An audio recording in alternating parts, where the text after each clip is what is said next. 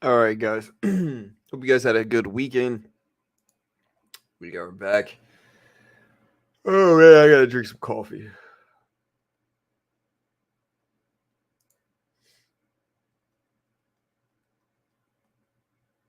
See how long this playlist goes.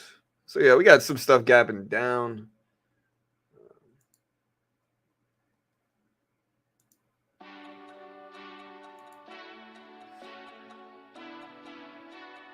What's up, Manual CTDS Bob? What's up, guys?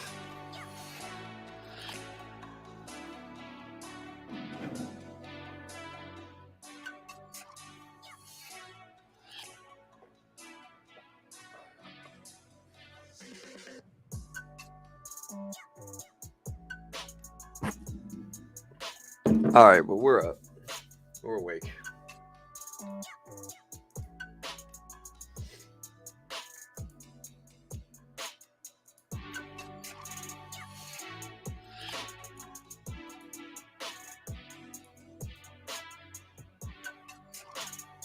What about this? What about the light screen? Is this better?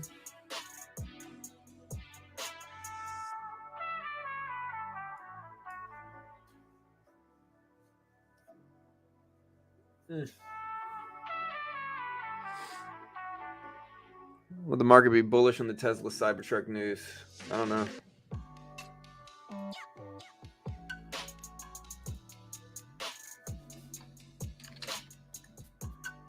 No to the white one.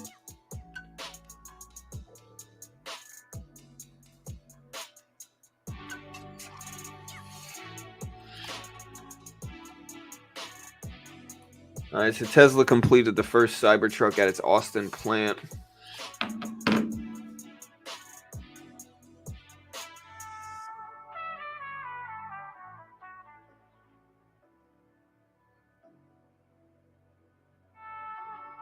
No to the white screen. I kind of like it, but it's all right. We'll switch. There we go. That's still a little bit better.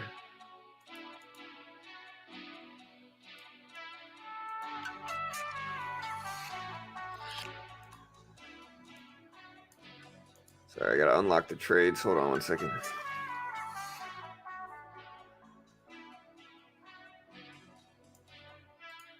There we go.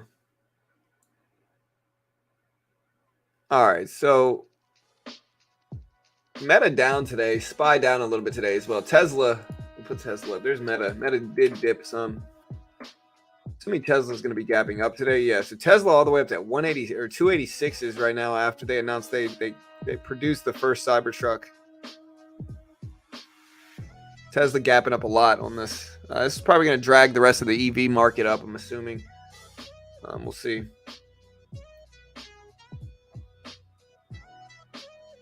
Yeah, this is just going to be better for the eyes, though.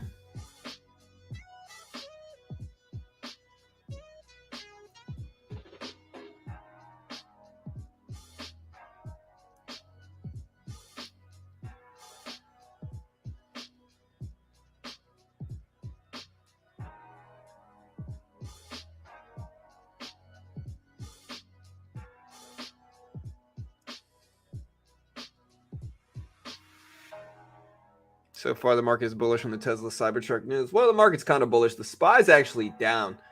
So the S&P is down. Here's the S&P right here on the left side. It's down. So the SPY is slightly red. Not super red, but a little bit. Mostly break even. If you look at the market on Friday, it was mostly flat. It did dip down a little bit. This week, we have big earnings. So we have a lot of earnings coming out this week. Specifically, we have Tesla, Netflix, United Airlines, Spotify. Honestly, there's a bunch of them. But it starts off this week.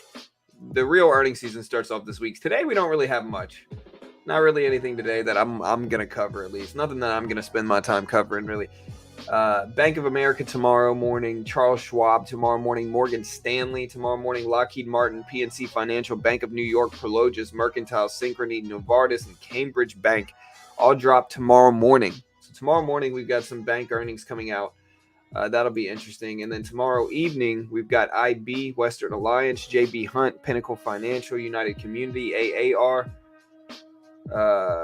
Hancock Whitney, Fulton, Omnicon, and Equity Bank. That's tomorrow evening. And then Wednesday's the big ones with Goldman Sachs, ASML, M&T, Halliburton, U.S. Bank, Baker Hughes, Nasdaq, Ally, Citizens, Commerce, Elevance, First Horizon, Northern Trust in the morning. And those are all in the morning on Wednesday. And then in the evening, we've got Tesla, Netflix, United Airlines, IBM, Las Vegas Sands, Alcoa, Discovery, Steel Dynamics, and a bunch of other ones too. So Wednesday, the 19th, so in 2 days, that's when the big earnings are going to start. Tesla's sparking off the whole earnings season with Tesla earnings on the 19th on Wednesday in the afternoon. And we are going to stream the entire thing live like we always do. Thursday, we have Johnson & Johnson, Taiwan Semiconductors, American Airlines, Abbott, Blackstone, Nokia, and a few other ones. And then Thursday evening, we have Cap One, Intuitive Surgical, and a couple other ones, but nothing really big there. And that sparks off the earnings season. So Wednesday is really the big day this week.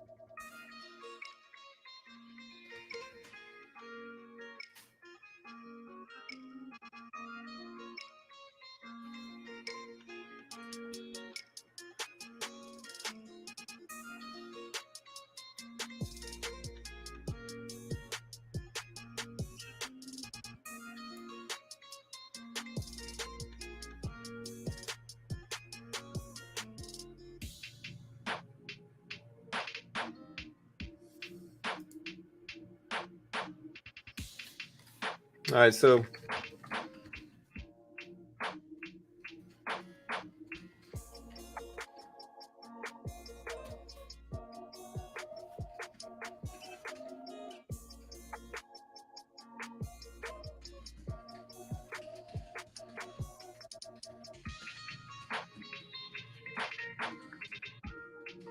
so yeah, today we got the New York State Manufacturing Index expected to show at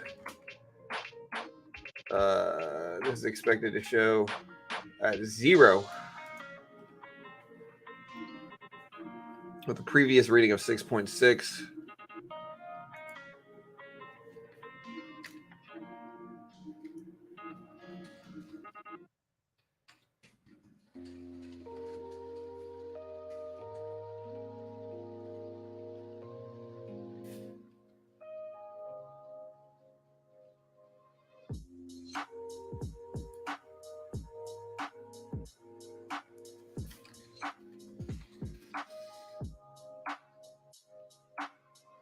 All right, guys. So, yeah, we got the New York Empire State Manufacturing Index today.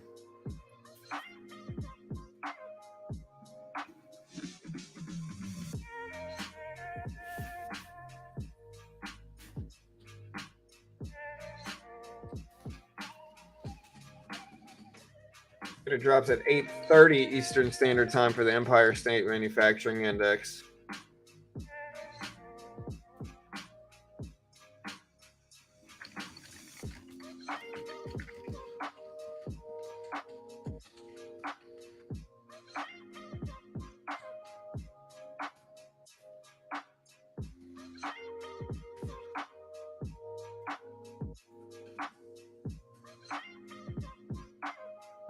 All right, so yeah, we got that. Tomorrow we have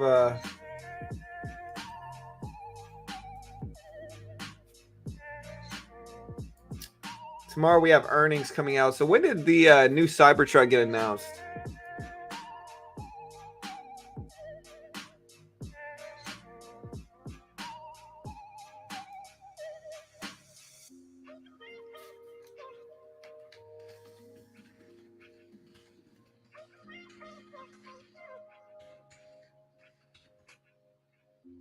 The first Cybertruck.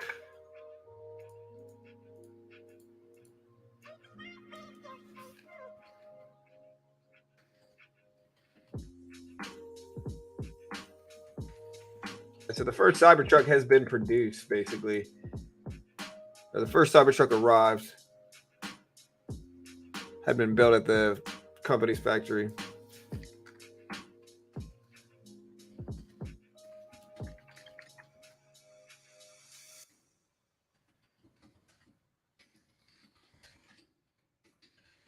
All right, so Tesla announcing that. We're starting to create like a bulletin of all the big news that comes out. So that's mostly what what's dropped this morning.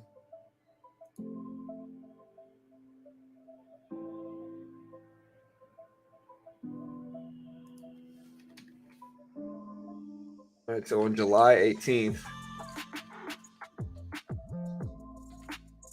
we have Morgan Stanley, Bank of America earnings tomorrow. So yeah, tomorrow we got Morgan Stanley, Bank of America, Schwab.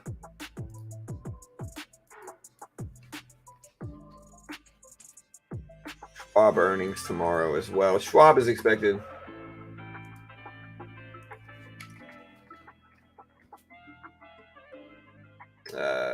Schwab, Bank of America, and that's basically all the big banks.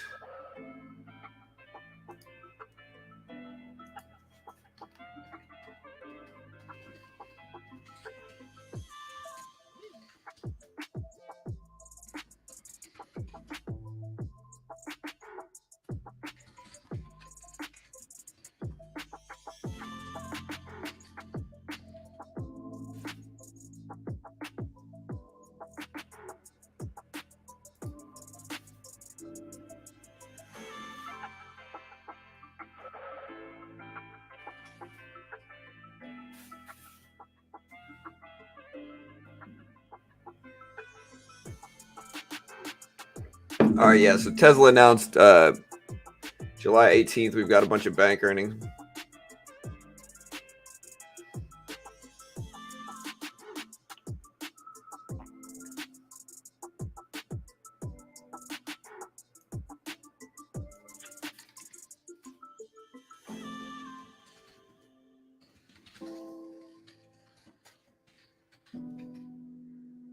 All right, so July 19th. I don't think we have any big other big stuff coming out. We got jobless claims.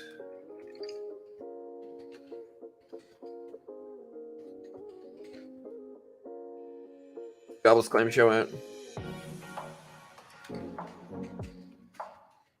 Unemployment filings is expected. So jobless claims is expected to show at 231,000.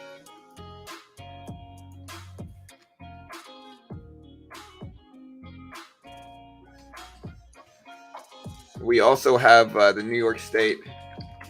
Let's see what else we got. We got New York. Or we got the Philly Fed Index.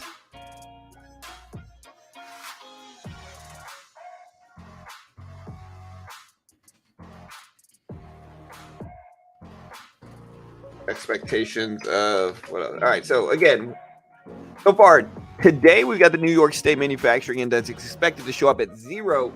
Last time it was 0. It drops at 8:30 today. Tesla announced over the weekend that the first Cybertruck has been built at its Texas factory.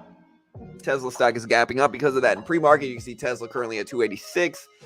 We also have bank earnings coming out tomorrow. We got Morgan Stanley, Bank of America, Schwab, and LMT, Lockheed Martin, other banks as well coming out with their financial reports in the morning. July 19th, we've got jobless claims coming out showing the number for unemployment filings. It's expected to come in at 231,000. We also have the Philly Fed Index data dropping with expectations of minus 10.2.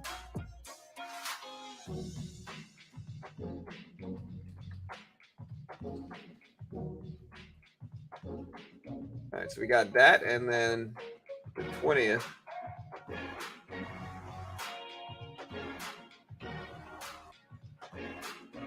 All right, so that's. Oh wait, that's the 20th. So on the 20th is jobless claims in the Philly Fed Index. Gotta do the July 19th.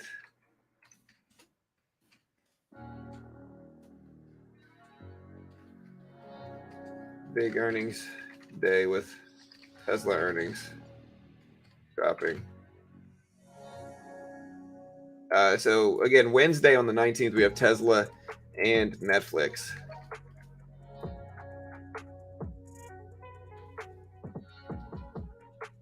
And then Friday, which is July 21st. What do we have Friday? I'm trying to write like a little report on what we have coming out. What do we have on Friday? I don't think we have much. Nothing. I don't think we have any earnings either on Friday.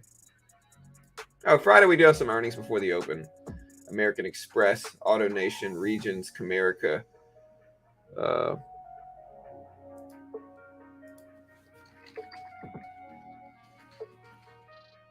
With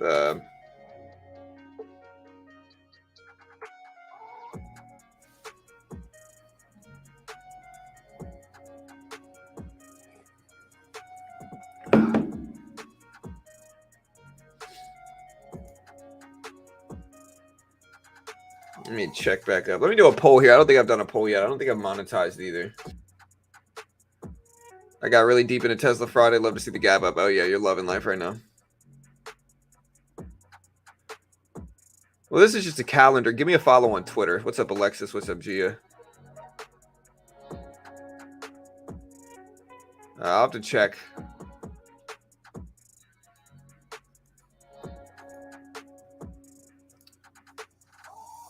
Yeah, we're going to do a poll. Are you bullish or bearish on this week's earnings reports? Bull or bear? Vote on that poll. We haven't done a poll yet.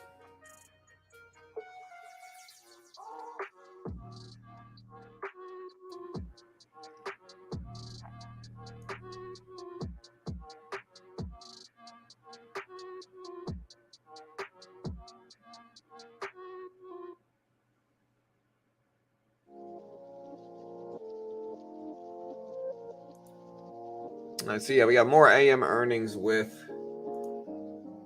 Let's see.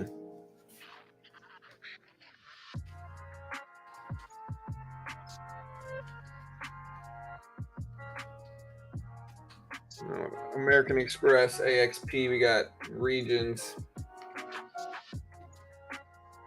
We've got Comerica. We've got SLB. And that's basically it.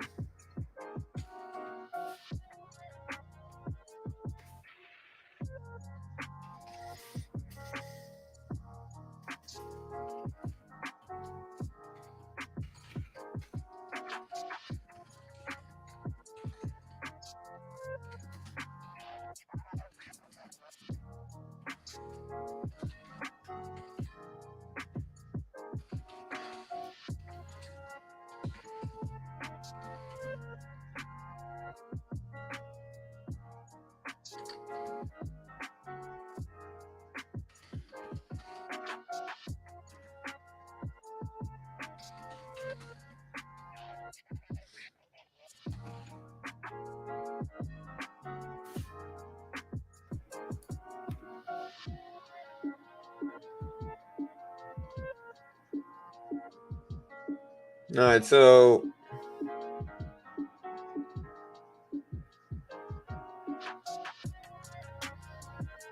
so we got our tweet kind of recapping everything going on in the markets here. If you want to catch it, again, give your boy a follow here on Twitter. We appreciate it. If you haven't already, hit the follow button on Twitter here. It's the least you can do. There's the link right there. Give me a follow. There's the link. Help me out. But yeah, New York State Manufacturing Index. We recap a lot of stuff on Twitter, and it's just going to be useful to follow because you'll figure out what's going on in the market. You can kind of see everything going on there. Whew. All right.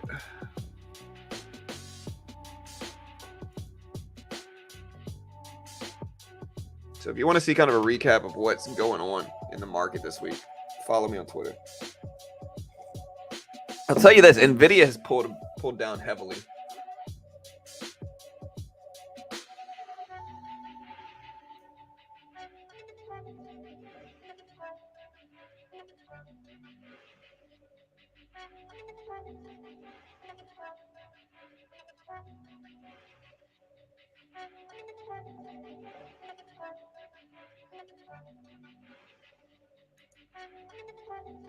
You see the chat.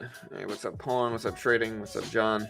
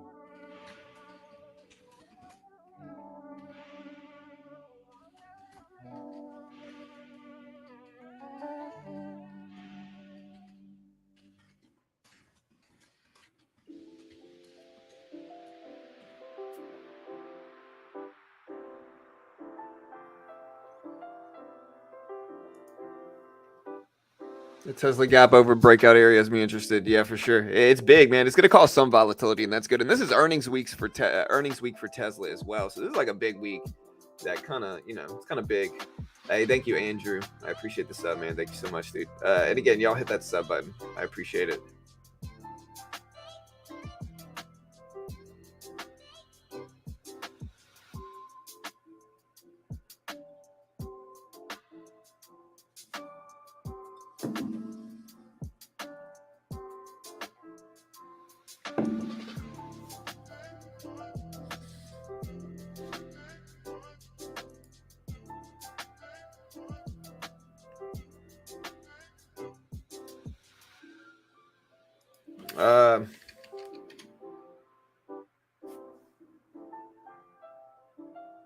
The Empire State Manufacturing Index, previous 6.6, forecast minus 3.0. What would you see bullish on gold if it's actual? I'm not sure what we're going to get for this Empire State Manufacturing data. I'm really not sure. I'm showing the median forecast was 0 for the Empire State Manufacturing. So I really don't know. We got the Philly Fed Index data supposed to be coming out later this week. But yeah, I really don't know what we're going to get.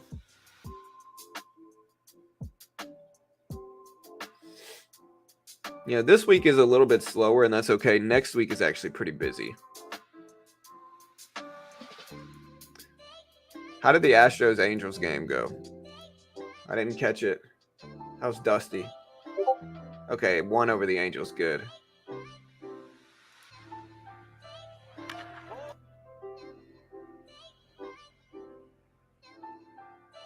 Is that who just hit that homer in the 9th? Oh, Tucker. Good. I didn't catch it, man. I can't ever watch the Astros games. But yeah, so Tesla, pull it back a little bit. I'm not ready to buy this dip yet, but it still looks pretty interesting. We also had a pretty good week on Topstep. Our goal is to get funded this week because we're pretty close in a bunch of these accounts. Just check.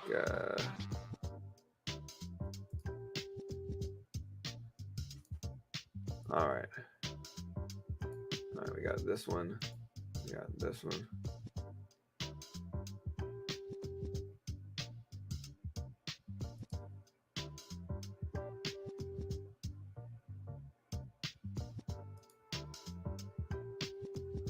All right, so we're pretty close. And one of these accounts we got about 3K. All right, so we got that. We got this. All right. This one's basically flat, and that's okay. We got this one. This one's basically ready. Here's the 150K one though.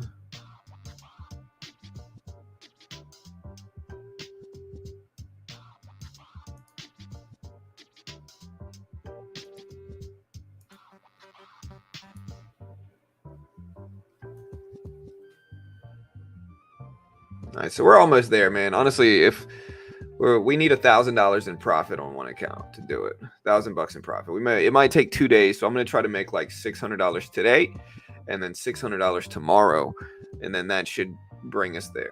All right, so the goal is $600. All right, I don't want to risk too much. We've already got a large cushion of a couple thousand in this account, and so I don't want to risk too much. Does anyone else feel the Cybertruck looks ridiculous? It absolutely does. The Cybertruck absolutely looks ridiculous. What's up, Dylan?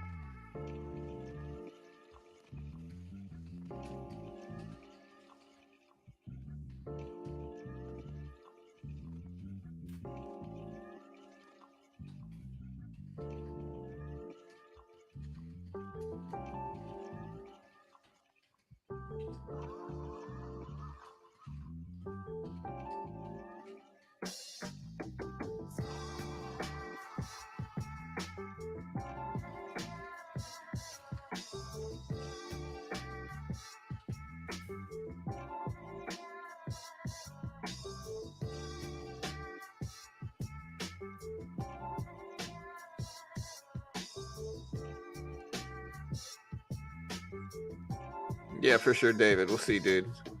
Yeah, the Cybertruck looks dope, man. I like it. Again, I've said this before, and I'll say it again. The reason the Cybertruck's going to break records is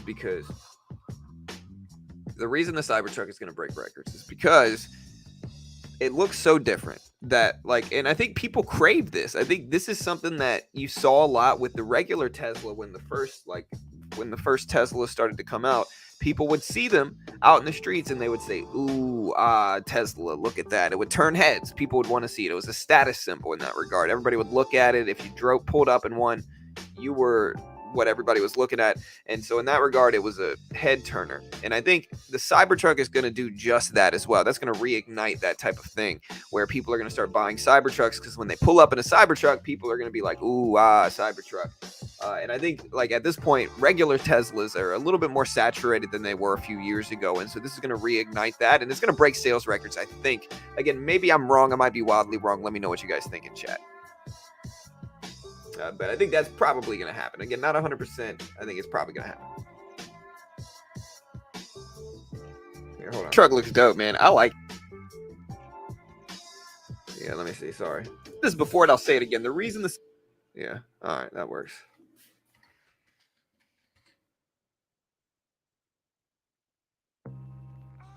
All right. But yeah, we got some pullbacks here. Let me know if you guys think anything's good.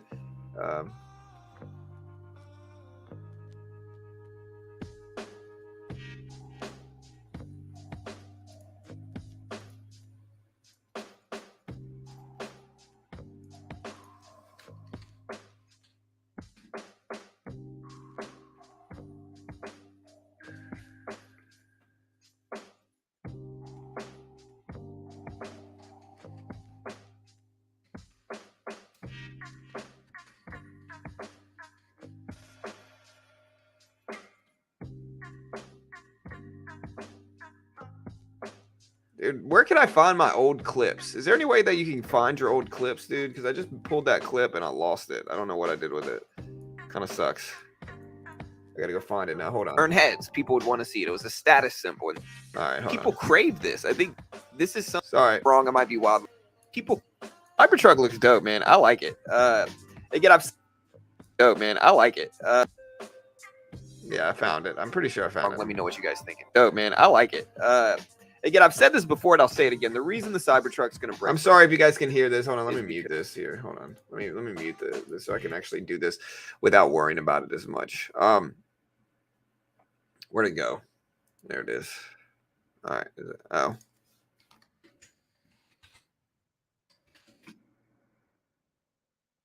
All right. I got it again. I don't know how to get it back once you lose it. I'm just going to send it to this dude before I lose it. All right. There we go. Let me know if you can hear the music. You should be able to. Yeah, I know it's not that the audio is glitchy. It's that when I was creating one of these shorts, it pulled up. You can hear the music.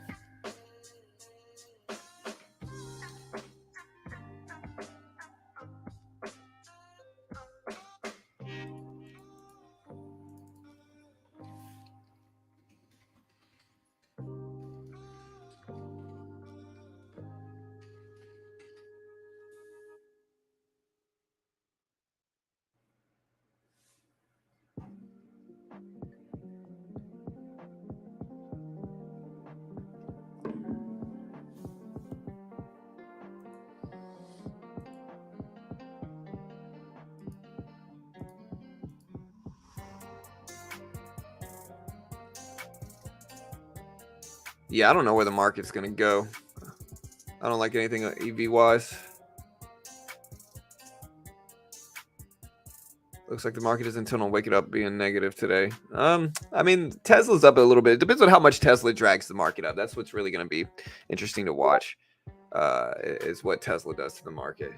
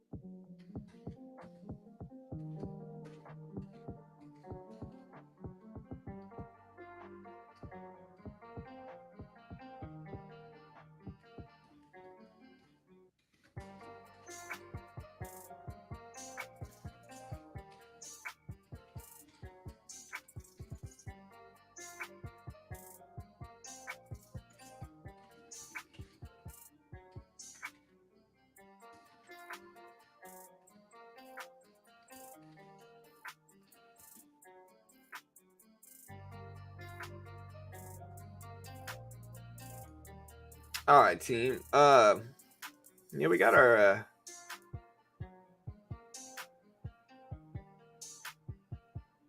news bulletin on Twitter right now. Give me a follow on Twitter if you haven't already. We are reporting on all the big stuff, and we already kind of have to a certain extent. But yeah, bank earnings.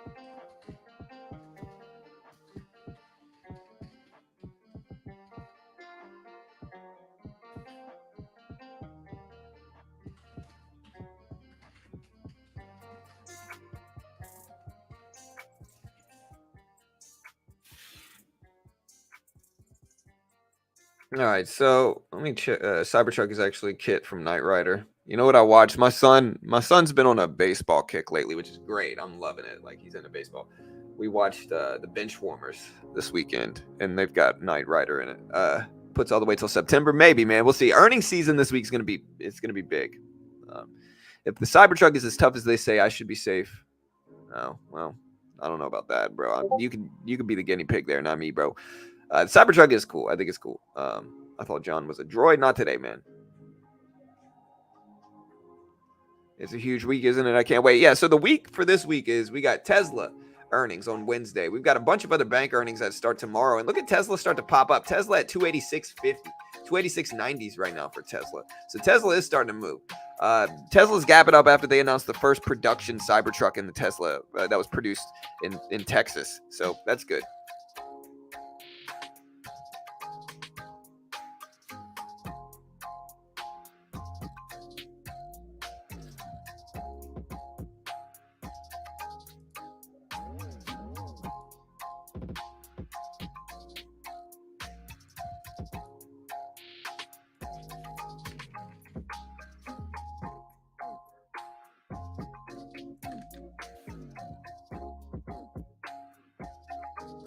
All right, team. So again, we are up 286.60 here. SPY up there. So SPY gapping up a little bit as well. And again, we are going to be day trading today. It's time.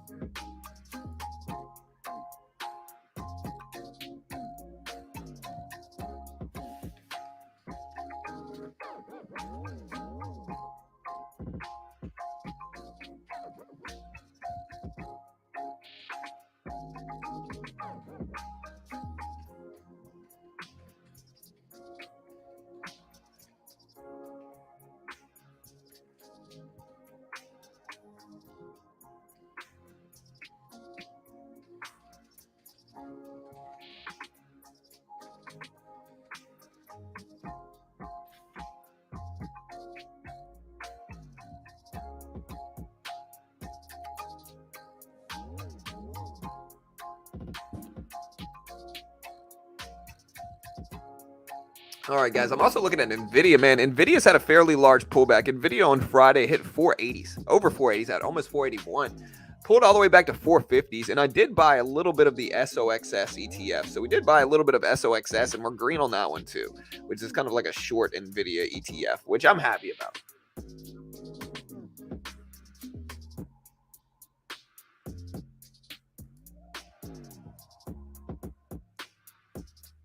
Hey, and I appreciate everybody that liked my Twitter post. Thank you so much, guys. We appreciate it. Let's keep the growth up. It's a pretty big week. BBIO. I'm kind of thinking we will see a blow off top as we transition from soft landing possible to not possible. Impossible to time, but you know it when you know. What?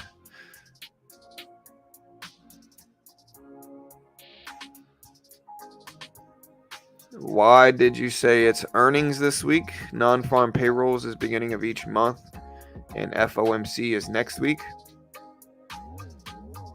Really confused, Photon, about what exactly you're saying. We do have big earnings this week. Non-farm payrolls are not this week, I'm pretty sure. Let me check one of my sources. But I'm pretty sure it's not payroll week. Maybe I'm wrong, though. Let me see. So, yeah, we don't have payrolls this week. I think payrolls are next week, or payrolls might have been last week. I'll have to go back and check. But it's definitely not payroll week this week. This week is earnings week. So this week we have Tesla, Netflix earnings. Those are the biggest market movers for sure this week. Those are going to be the biggest catalyst this week over anything else. Next week we get the FOMC meeting and a bunch of other big earnings with like Amazon, Snapchat, Meta, and a bunch of other big earnings that start next week. But yeah, this week it's we don't really have payroll numbers or anything. Like we've got this week we got the Philly Fed Index Thursday, jobless claims Thursday. Wednesday we've got Tesla and Netflix earnings. Friday or tomorrow we've got bank earnings with like Morgan Stanley and a bunch of other stuff. And again, if you want to check it out, we posted a Twitter page. We posted a link on Twitter that basically details everything going on this week in terms of economic data and earnings. And so if you want to check out that link in chat, you can.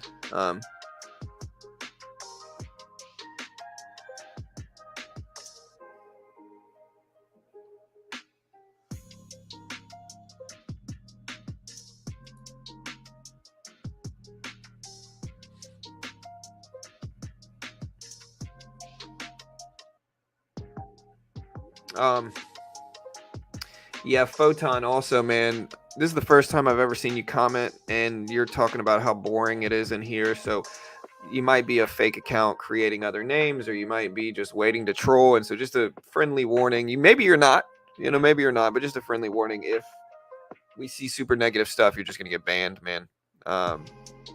Again, maybe I'm overreading it, just kind of putting that out there, sir. What is the Cybertruck symbol? I think it's just the Tesla symbol. Buy puts after Tesla earnings. I really don't know what you should do with Tesla earnings. Tesla's up a lot. I know that. I'm really not sure what you want to do there.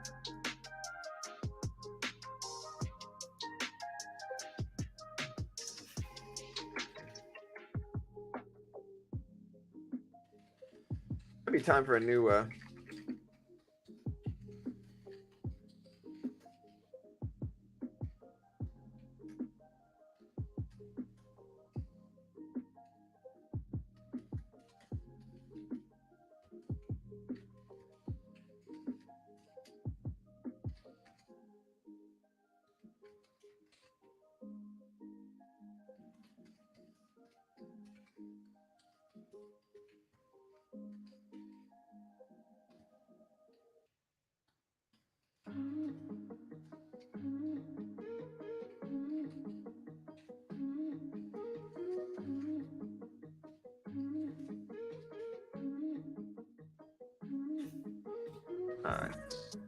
yeah, not double posting, double typing keywords.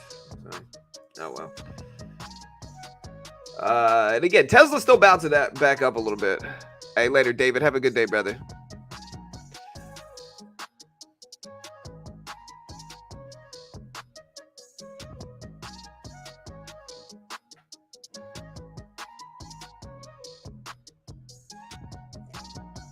Yeah, they built the first Cybertruck at Texas Tesla factory. That's what Tesla's gapping up a big amount too. Look at Tesla on the move up. So Tesla gapping up from like 280s to 287s or so.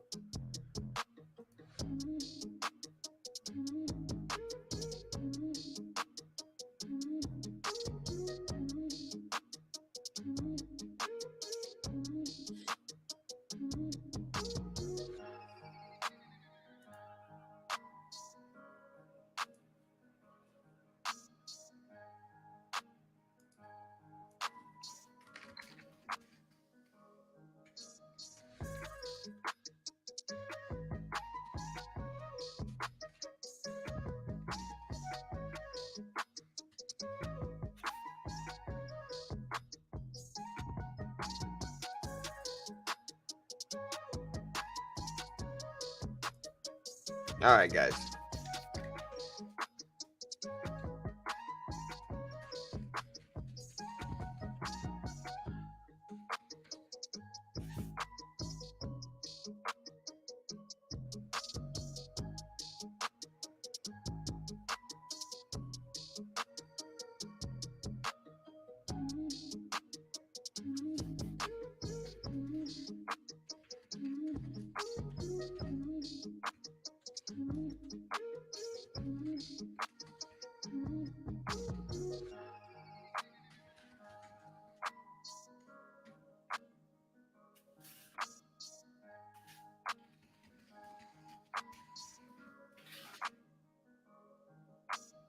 Disney, yeah, we'll see what Disney does here. Again, Disney, I'm in Disney right now. Disney pulling back a little bit, but I've already mostly taken my profit from this trade as a whole. Like, if you look at my Disney trades, I am already mostly out of them. Like, I'm already mostly out of Disney. Like, I took my last profit at 91, like 91 bucks basically.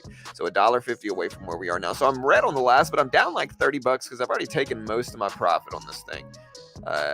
Yeah, and so we will take this. And again, I'm not sure what Disney's going to do. Part of me is tempted to buy some more way down here. Part of me is tempted to just kind of cut it and not worry about it. What do you think?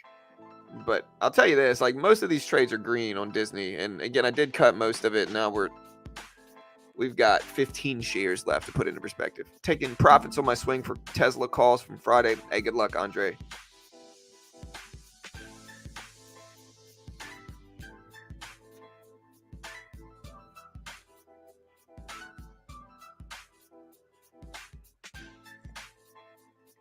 All right, team. What's up, Tobias? G, why is crypto down? Crypto is Bitcoin still. Bitcoin at 30.3 thousand. So Bitcoin pulled all the way back to 30K and then bounced directly off of it. It's running into the volume weighted average price now. So we'll see. But again, you kind of see Tesla starting to push up to test the top of that range. We'll see if it holds too.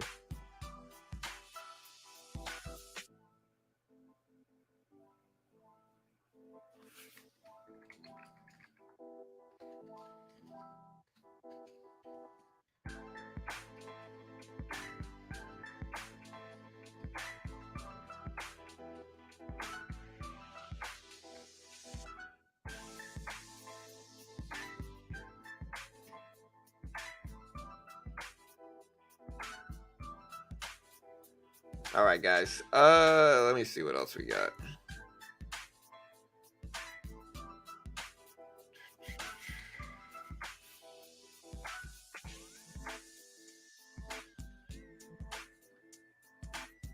What is this?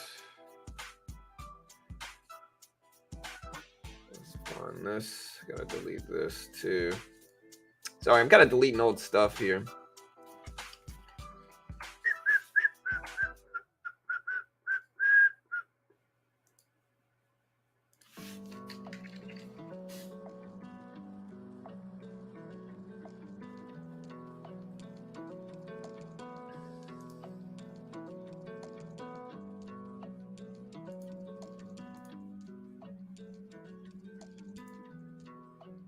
Get rid of this. There's got to be a way for me to delete.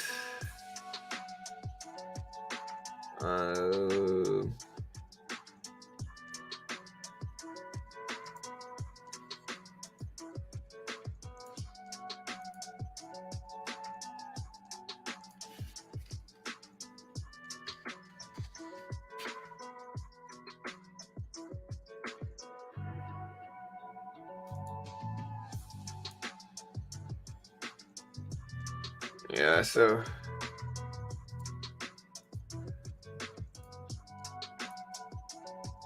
all right, so I could probably delete this one too. Yeah, Tesla popping up to 287s here, guys. 287s.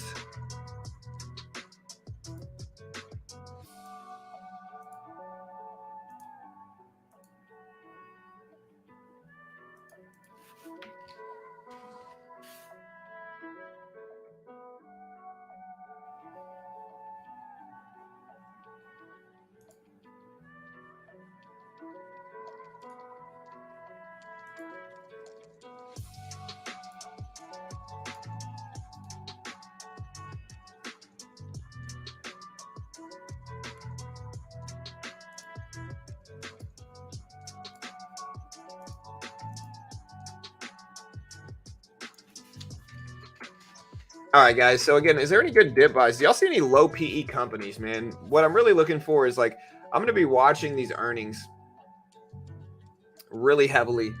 I'm going to watch these earnings really heavily. And see if we get some pullbacks. Like ideally what I'm looking for is like some dips. Like I want to see some dips and pullbacks and stuff. That's what I'm hoping to take advantage of.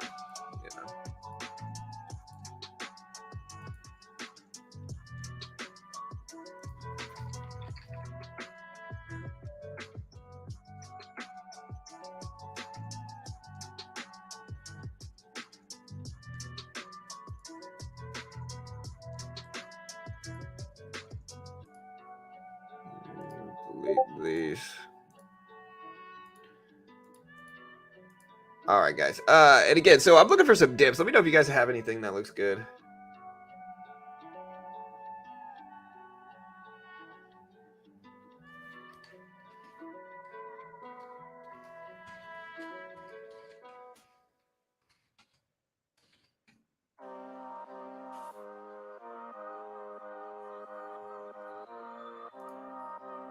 Walgreens, banks have low PE. Yeah, but I got to wait for banks to come out. Like maybe JP Morgan. What did JP Morgan ended up showing last week? So JP Morgan did dip a little bit after earnings came out. So earnings are out and then it dipped. The only problem is like tomorrow we got big bank earnings. We've got like Morgan Stanley. We've got other banks that drop. And so I just got to be careful there, I think. Friday I made 250 on a C3 short. Yeah, I am in SOXS, which is like an NVIDIA short ETF. So I'm still in that.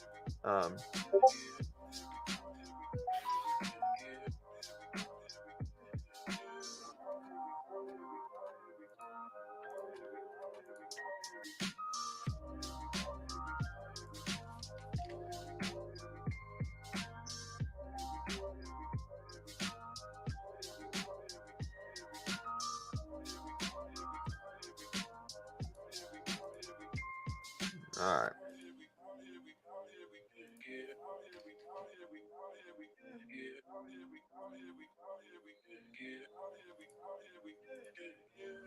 Sorry, I gotta.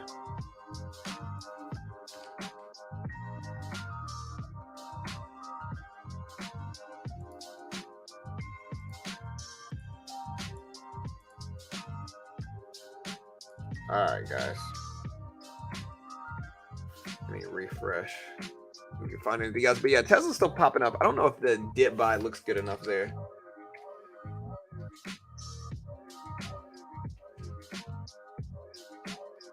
Good.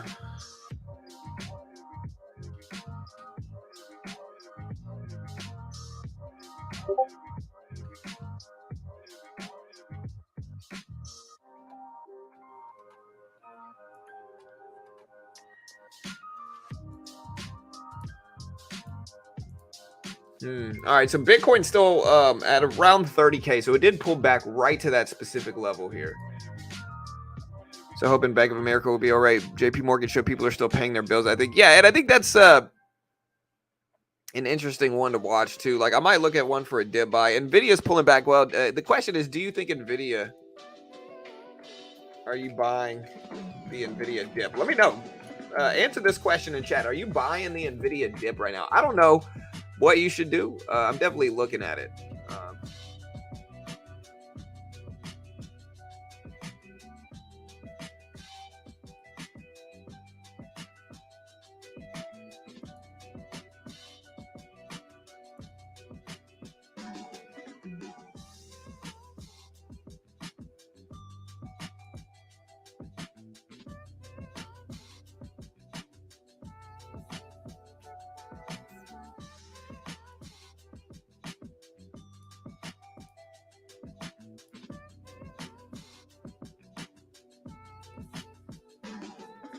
All right.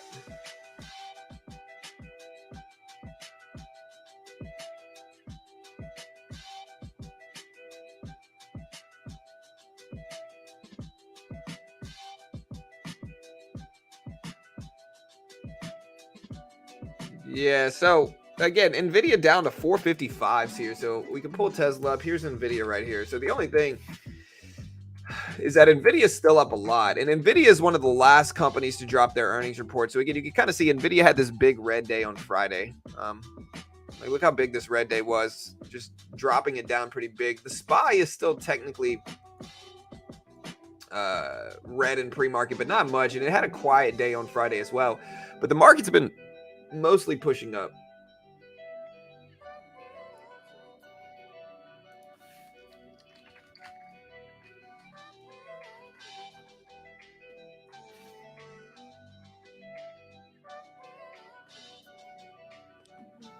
Going to be a spectator with Nvidia. Yeah, again, I'm holding SOXS. Yeah, Disney owns a ton, man. Again, I took profit on Disney, though. Disney owns Star Wars, Marvel, ESPN.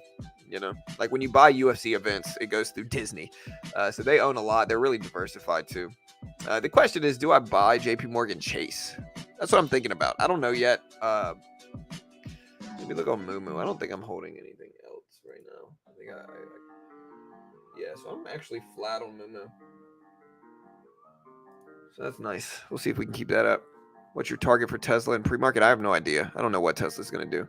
Nvidia perhaps a buy if it bounces and holds 450. Maybe. It's at 456 right now. It's right around the previous closing price. So it's still Nvidia is technically green in pre-market, but it's red on Friday, and that's the big thing that everybody's kind of looking at is the huge pullback there.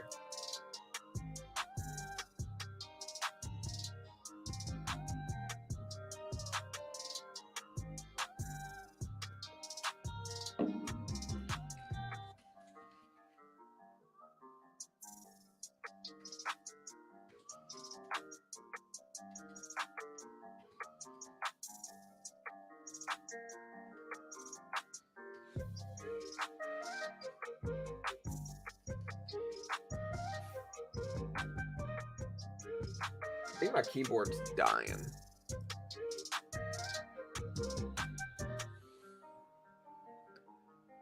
What about Intel? See, I don't trust Intel, man. Intel is one of those ones that, like, it's been mostly around the same spot for the last few years. Like, it's up a little bit over the last couple months with the AI boom, but it's only up from like 30 to 35. So it's not, and that conventionally is big percentages, but like relative to a lot of the other earnings plays, it's just not that big.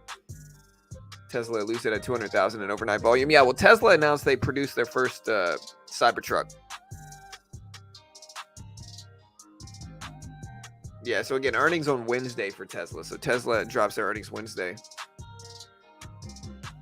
Yeah, I heard the new Mission Impossible movie was good. Anybody see it? I heard it was good. But yeah, there's NVIDIA right there. Here's Tesla. SPY is pretty quiet, to be honest, here today. Again, Tesla, big. I'm sure other EV plays are going to be affected by this. What do you guys? What else are you guys watching today?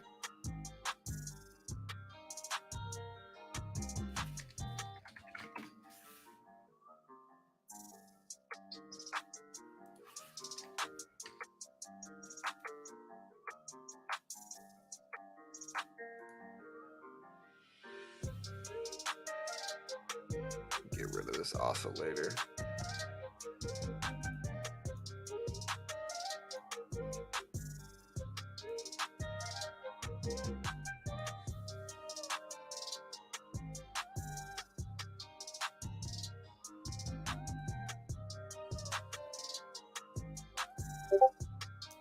So there's the SPY.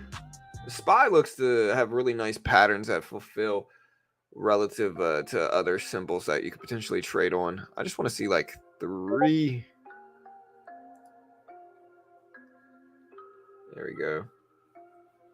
You got the Oracle. There we go.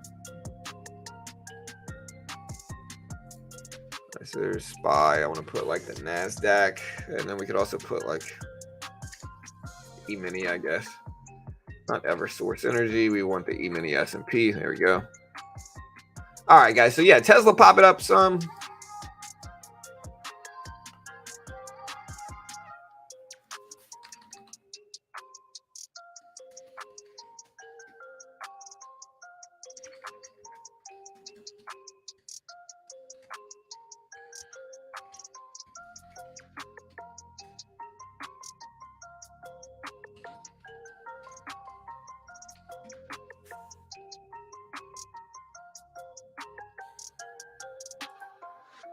Hoping Palantir holds.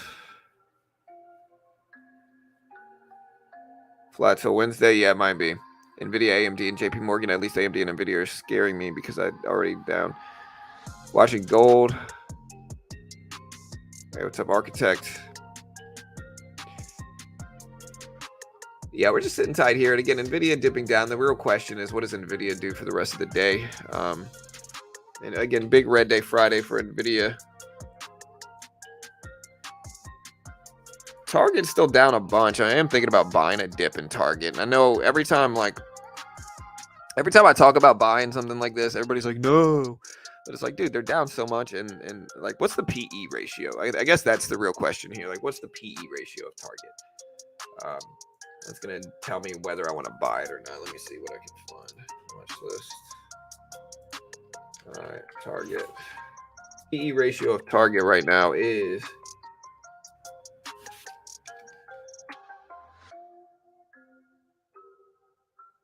Why is that not pulling up? Okay, there it is. PE ratio of Target right now is about 22. 22. So that's pretty low. It is pretty low. So basically what this shows us is that relative to the money they're making, it might be cheap. I might buy the dip. When's earnings for them? I guess that's going to be a real important aspect of this. Is when do they drop their earnings? Let's see. Earnings are August 16th, so we still got a month from now. I think there might be a dip to get involved with. Let's try it. All right.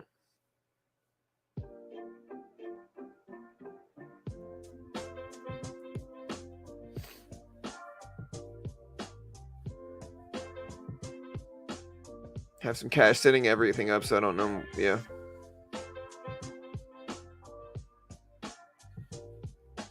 So I was looking for a new hobby, bro, and I don't know if it's like scams or sleaziness, but like they got this guy that's on Facebook that's like, I got the watch. You could be a watch trader. To be honest, the red flags are going off in my head. I think he's probably like, I'm not doubting that you can make money flipping watches, but I truly doubt that it's as easy as this guy makes it out to be. I bet you this guy's making so much more money selling courses on how to flip watches than it would be actually flipping the watches. And so I'm curious, but what do you think, Chad? Is that a legitimate thing? You know, like, is that a legitimate thing? Like, can you actually do that easily every month? Is it consistent is the real question. Like, to be honest, what it sounds like is you're buying a watch and you're gonna have to sit on it and just sit and wait. And like if the market goes against you, like say luxury goods start to tank, then you're in trouble. You know what I mean?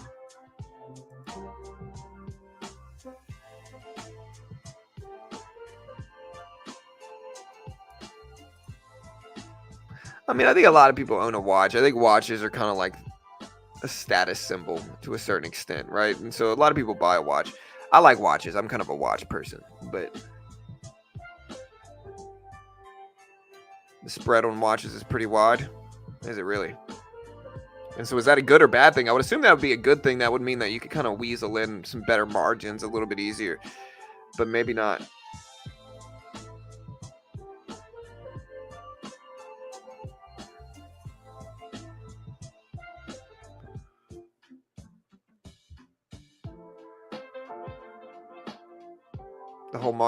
How long has the watch market been dropping, and where can you see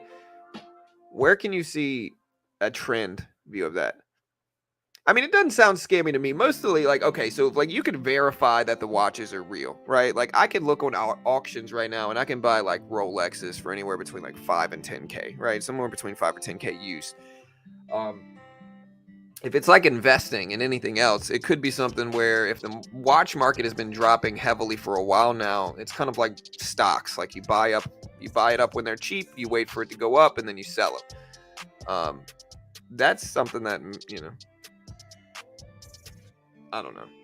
I'm just kind of curious about it. Again, it piqued my interest. Got you, Francis. Hey, I appreciate the advice. Hey, I got beat up last week. Keeping an eye out for reversal, maybe.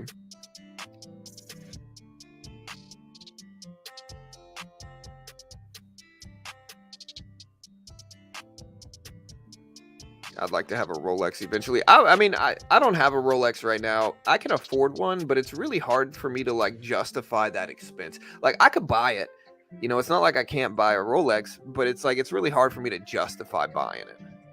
Like I could spend $7,000 on a watch.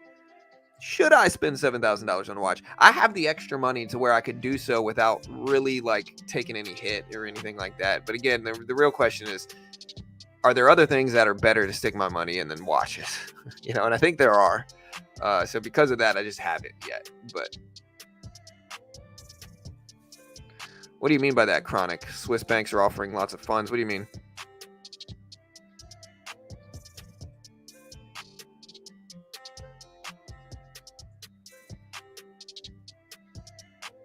Yeah, but again, I disagree with that mentality and strategy completely. Great says, some say don't buy when stocks is up because it could fall, but don't buy when low because it could go lower. I know, but it depends on what you're buying. If you're buying penny stocks, sure, never do that. Never buy it when it's dropping, because penny stocks most of the time will never come back. The difference, though, the problem is that my best trading, again, I'm green on the year in Thinkorswim. I'm green on the year on Moomoo, right? Mostly swing trading. The way I'm green swing trading is buying when stuff is down. I buy stuff up when it pulls back. I think looking for healthy companies that are dropping big with the same strategy. Somebody said, hey, the watch market is down. A lot of people are buying up watches and they're just going to wait for the market to go back up, and then they're going to profit big on it.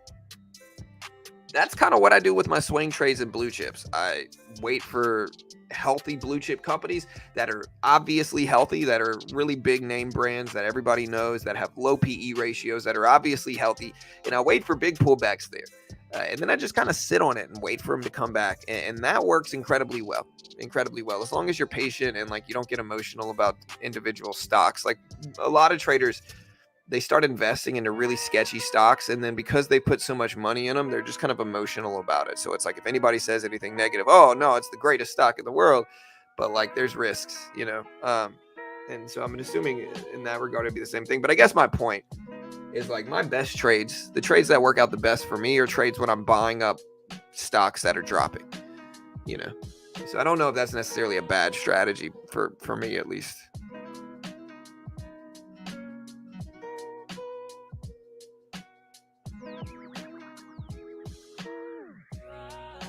I'd rather buy a real estate investment trust.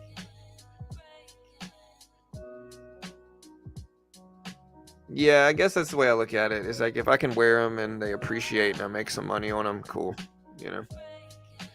How to find fair value of stocks. William, so to find fair value, look at the PE ratio, bro. The PE ratio is going to tell you the price to earnings ratio. It's going to tell you where that stock is relative to their earnings releases, right? So like they're going to tell you how fairly it's valued relative to how much money it brings in. It's called the PE ratio, the price to earnings. Anything under 40 right now is not too bad, right? If you want to know like cheap, anything like around like 10 is pretty cheap. Like anything with a PE ratio of 10 or less is very cheap. Anything under 20 is pretty cheap right now. Over 20 is about like where it should be, about like neutral or normal. Over 40 is starting to be extended. Over like 70, it's going to be pretty. A lot of people are going to consider it in terms of fair value it a little bit extended. But again, it depends on what you're looking for.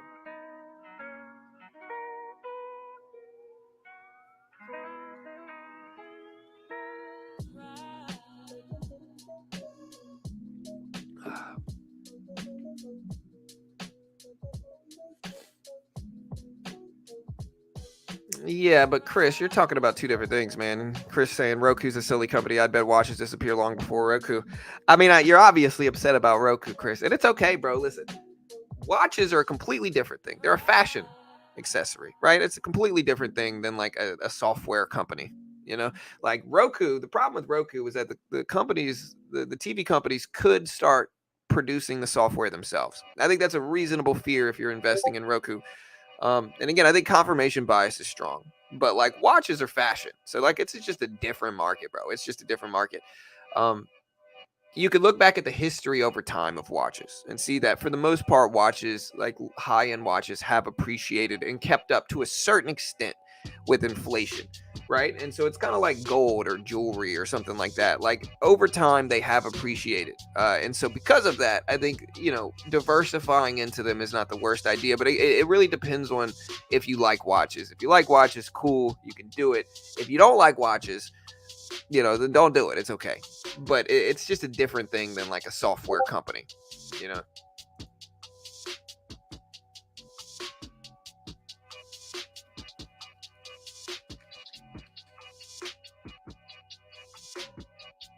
And it's all good. I know you're just kind of poking Chris, so it's all good, bro.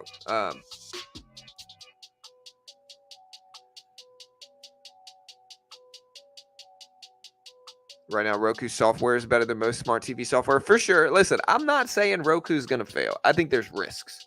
And so because of that, I'm not investing into it. And again, we don't have to agree on everything. I think there's risks in Roku. I think hardware is going out the door. It's mostly software now. And I think they're mostly using software at this point. Oh, okay, gotcha. It's hard to tell context through chat, Chris. So all good, bro. All I'm saying is that watches are a different thing, dude. Watches are a different thing. Watches are kind of like, listen, I've got a bunch of females in my life. They love designer purses. Like most females I've met that live around my area like designer purses. It's kind of like a status symbol, Because of that, I think there's always going to be a market for designer purses because it's a status symbol. It's something that people want to use to show their status, right? Watches are the same thing. You know, watches, regardless of the utility of them, which I don't think has really been anything necessary in a long time. But regardless of the utility, they're always going to be a status symbol, especially high-end like Rolex, Omega watches, stuff like that. They're always going to be a status symbol. And so because of that, I think there could be an argument. But again, I certainly understand that like investing in watches is going to be much more risky than like putting your money in the S&P, you know, for sure, without question, you know.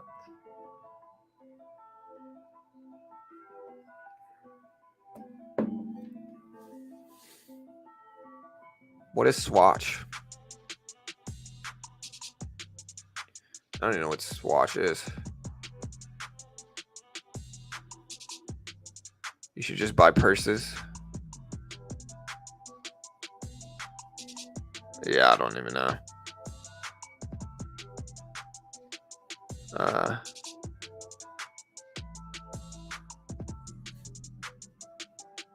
The good 90s watch. Honestly, I grew up in the Fossil watch era, right? Like if you guys remember, if you grew up in the 90s, you remember Fossil watches, man. Fossil watches, everybody had a freaking Fossil watch, dude. They had all these different colors. You got like light orange watch. You got freaking green watch. Everybody had a Fossil watch. Everybody wanted a Fossil watch. You weren't cool unless you had a Fossil watch in the 90s. And then it went from Fossil watches to the G-Force or the G-Flex or whatever it is. You can tell how like not cool I've been all my life. Then you had those watches that were like everybody was wearing them and they were cool. And then, you know, then once you grow up, like you got Rolex or, you know, Movado or whatever. And then, yeah, G-Shock.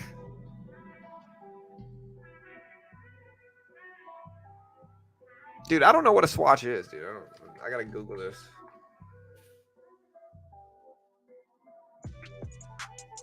Are these like luxury watches or are these just like Fossil watches?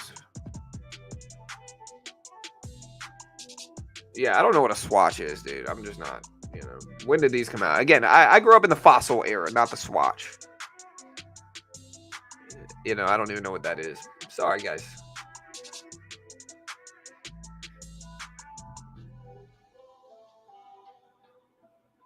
G-Shock. Yeah, I don't know what a Swatch is. I'm not super young. Old cheap brand from the 80s and 90s. Got you.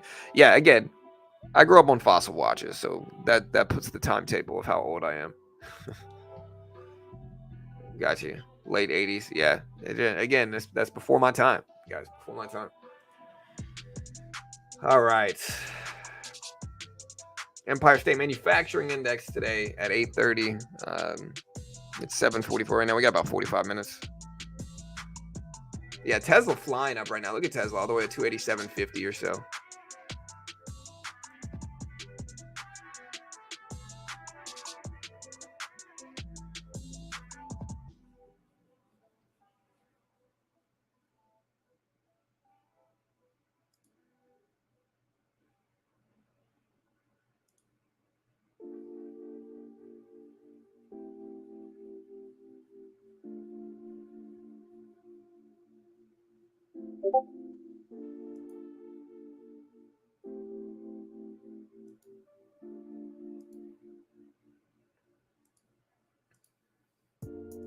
All right, guys.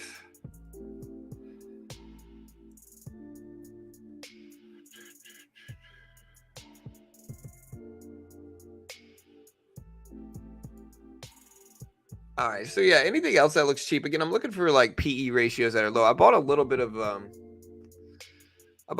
of Target, to be honest. And again, Target's got a low PE ratio of like 20 or 22 or something like that. So it's very cheap. It's very light in terms of momentum. It doesn't look bad, I guess is the point.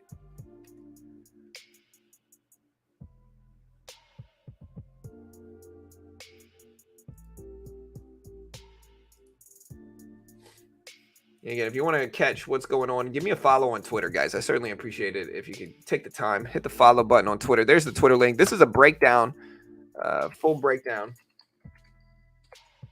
of this week's hottest market updates.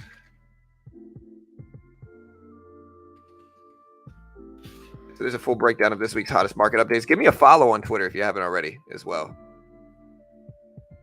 Yeah, I know me buying Target's going to have some people who are like really into the political narrative get mad at me for buying it. But again, I like Target right here. I think the PE ratio is low. I think it's already corrected a lot. It's already dropped a bunch, and I think it might be cheap now.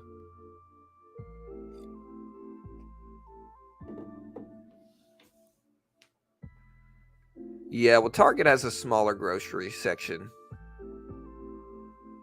Yeah, Sundial, SNDL, man. Honestly, that stock had so many retail traders involved with it that they would just freak out a lot of the time.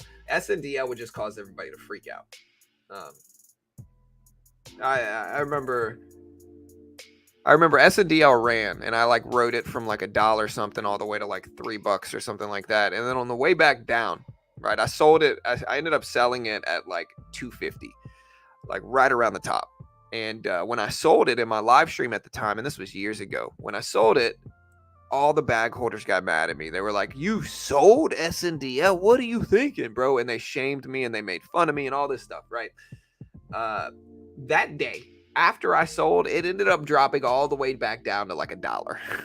And then it's just kind of silence. So that, again, people hear me talk about penny stocks. They hear me talk about penny stocks a lot.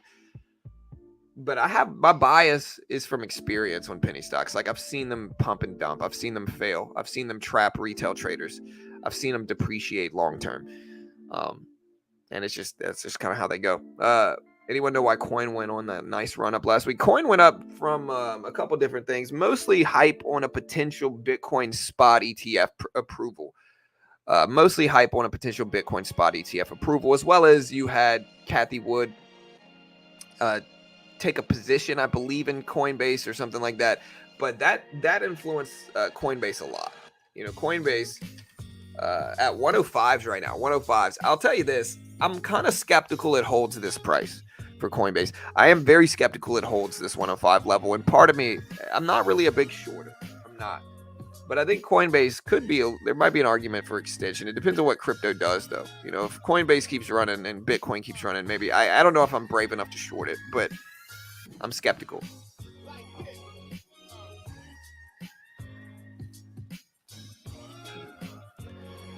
Yeah, but it doesn't have anything to do with that Florida. Florida says it has no liquidity like Disney. I wouldn't trade them with a stranger's money. Yeah, I mean, I feel you, but again, I've made so much money on Disney. I cut Disney last week and got out more, and then we're nicely green on it. Disney is what's helped build my TOS account. And so I don't mind taking those strategies. Again, what I usually know is that if people are mad at me, not mad at me, but if I say I'm buying this specific stock and people are like, "Oh no," usually it confirms me wanting to buy it, because people say the same thing every time I get into Disney. They say the same thing every time I buy up a lot of stuff. And I have to learn to just tune that out, because usually fearful when others are greedy when others are fearful mindset usually works.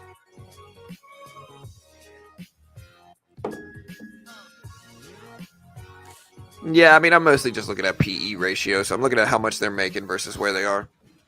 And again, I'm also looking at the daily chart of TGT, and I think TGT's got there's an argument for a dip,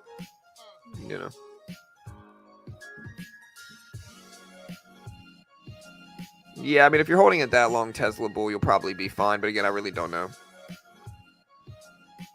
XRP winning the judgment. Okay, yeah, got you.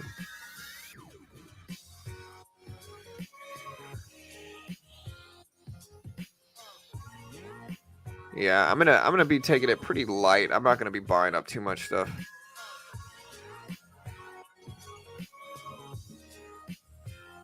Can a non-US resident open up a Moomoo account? I'm not sure.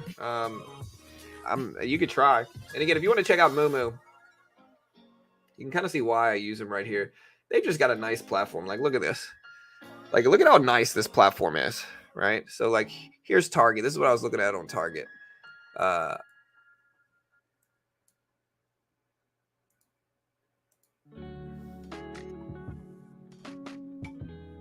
There we go. So look at this. Look at how nice this is. This is Moomoo.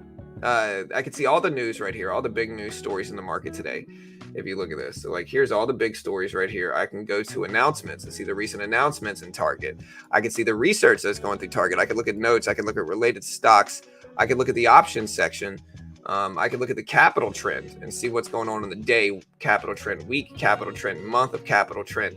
I can look at the capital distribution. I can see where major block orders are coming from. I can see analyst ratings on short volume and all that good stuff. Just looking out for one specific stock, I can see the news that drops on this stock. I can go up and look at the different comments people are placing, see the quotes, see what the PE ratio is. You can see it's about 22. And this is a platform called Moomoo.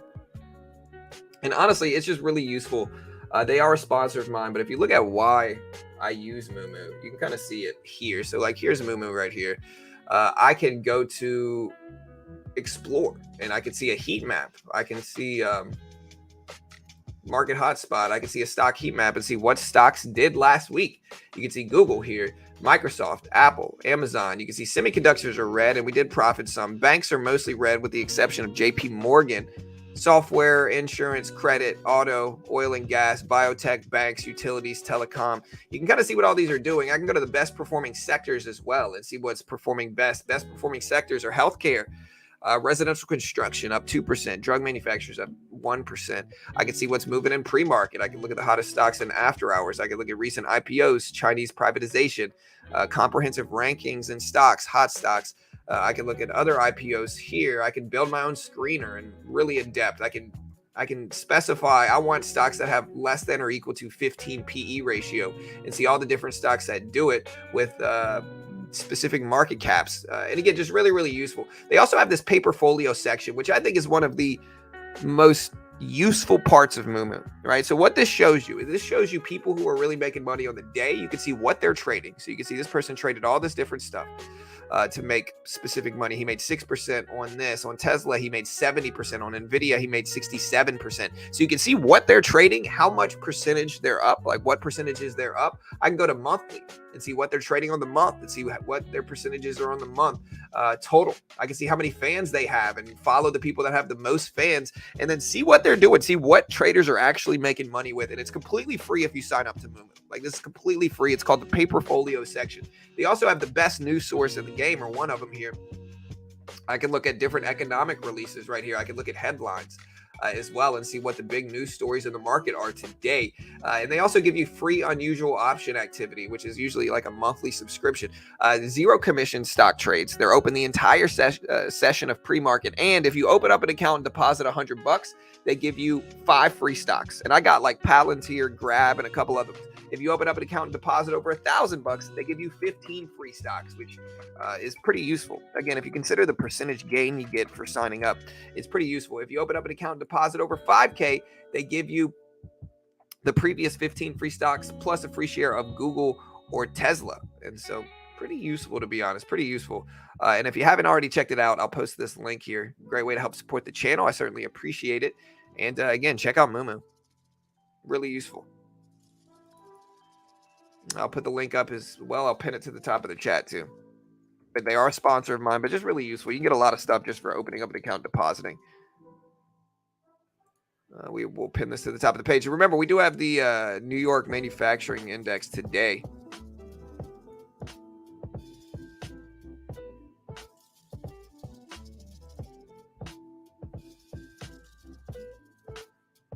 No, sorry to hear that, Andre.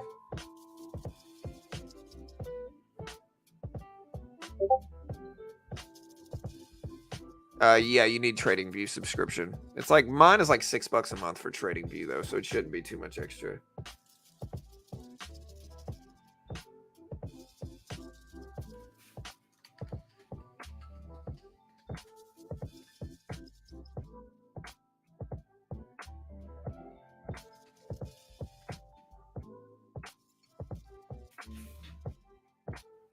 All right, so again, we're watching Tesla here. Looking at a 5-day chart of Tesla. Here's a 5-day chart. And this is another thing I like about Moomoo charts is, like, look at the 5-day chart. You can kind of see what Tesla's actually done over a 5-day period in a line chart. Here's Nvidia though. And again, I'm still holding SOXS. It just doesn't move that much. I might want to add more to it. But we are nicely green in the SOXS trade. And we're green on it today as well. Coca-Cola trade's going really nicely green for me. Also, we've been sitting on that. I don't know what I want to do with Disney. I don't know whether I want to add more. I'll probably just wait. What's your forecast on the upcoming news events? I'm not sure. With Tesla earnings, we are going to stream it.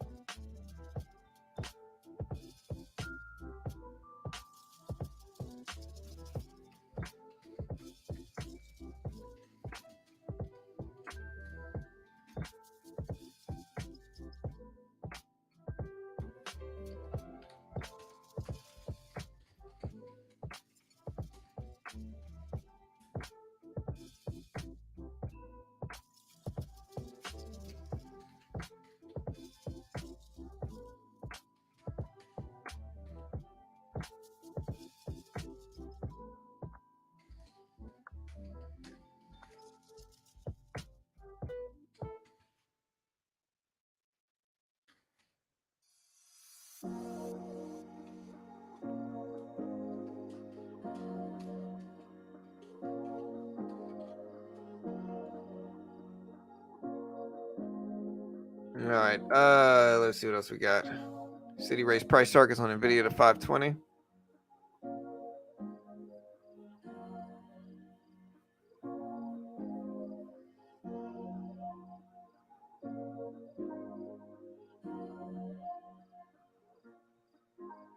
We can anticipate a big crowd for the anticipated Tesla earnings stream. Yeah, well, Tesla, we're gonna have thousands of people here. That's what we usually do. It'll be big too. A lot of people are gonna anticipate a Cybertruck announcement. I think, right? I think a lot of people are gonna say, "Hey, Cybertruck's coming out."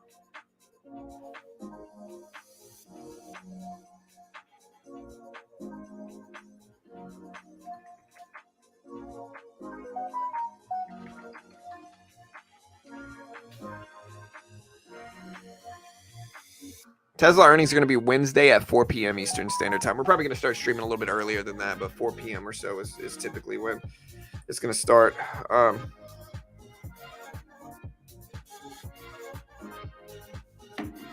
Yeah, it's at 4 p.m. on Wednesday.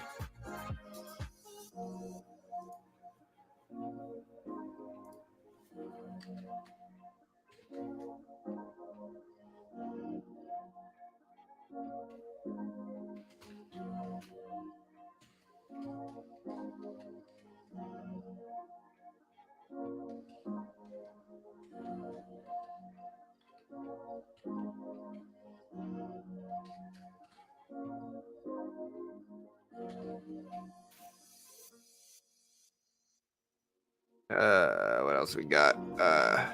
Bitcoin. I don't know, man. Bitcoin's close. It's right at 30K, but Bitcoin's been between 30 and 32,000 for, a month straight now. It did break over 32K for a little bit a couple days ago on the 13th, but it's still been pretty neutral the last month or so. I see, Alexis. Have a good day. Good luck with that.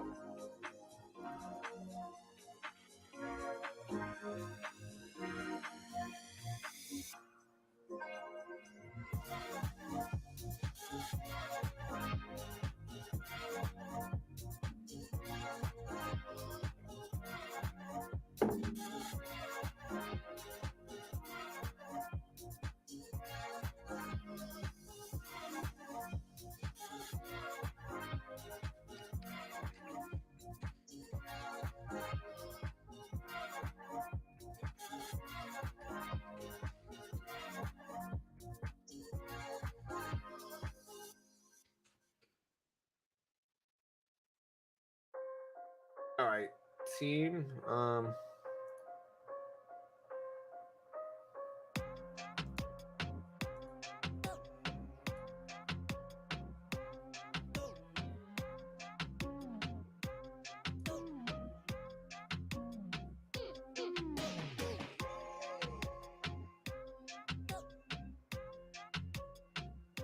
All right, guys. We do have a pullback in Nvidia here. Let's see if Nvidia holds.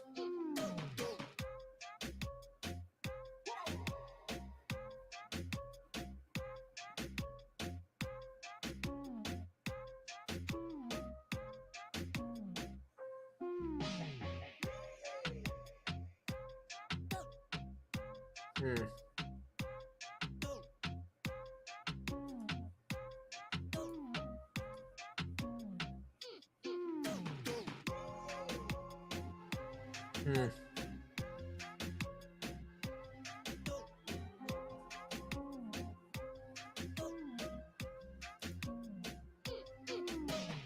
All right, so there's Tesla right there. Nvidia's still trying to hold. We got Bitcoin. Yeah, Astro's beating the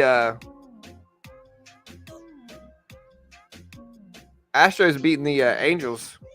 I did see some recaps of it. Yeah, SPY did pop up.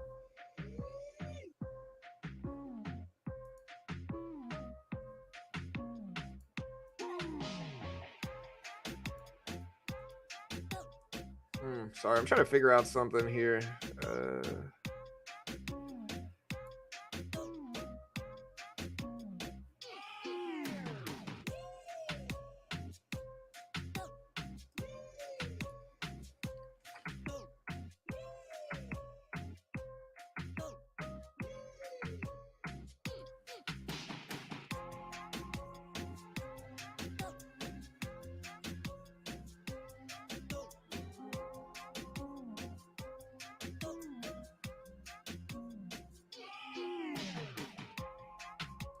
Tesla has had a pretty crazy year here too. If you look at like from January to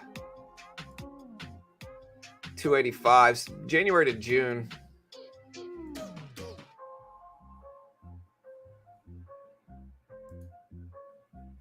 Netflix 530 calls. Just be careful, brother. Be careful, man. Yeah, Astros are definitely not as good this year. The Rangers are good.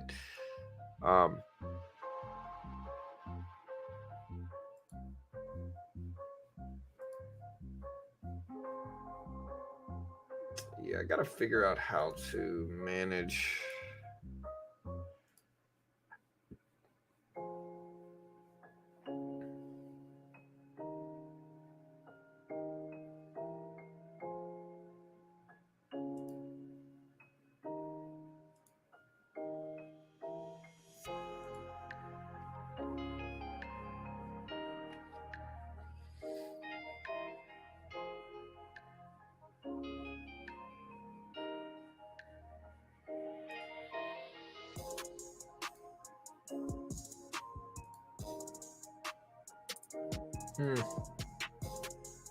Yeah, I'm looking at everything else. Anything else y'all see that's cheap right now? I bought Target. I'm looking at some other stuff to see if we find something that's cheap.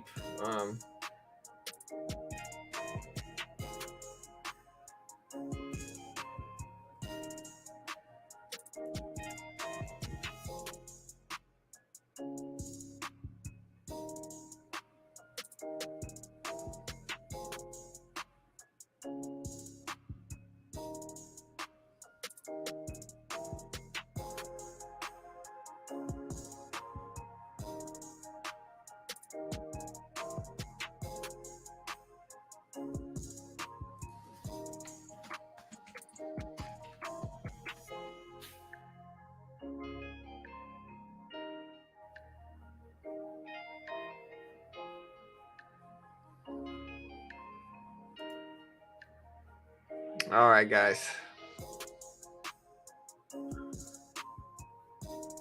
We'll have to do this after the stream ends sometime. General Mills added for a swing. Snow and Shop. Yeah, but doesn't Shopify have earnings tomorrow? That's the risk. Yeah, the Braves are good, man. The Braves, I think, are going to be champs again, too. What are your thoughts about reasonable yearly profit expectations? It depends on the market you're in, to be honest. Yeah, Meta has been absolutely nuts the last freaking like year, man. Meta's gone from 88 to 300 plus.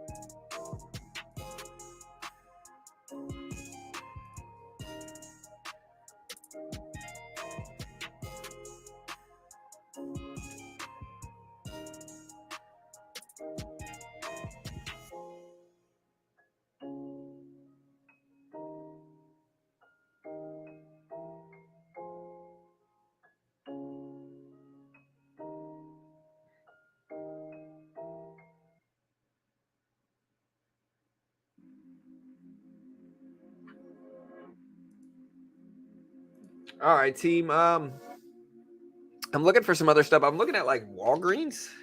Walgreens is still down a lot. WBA, Walmart is not down, but I'm looking at Walgreens.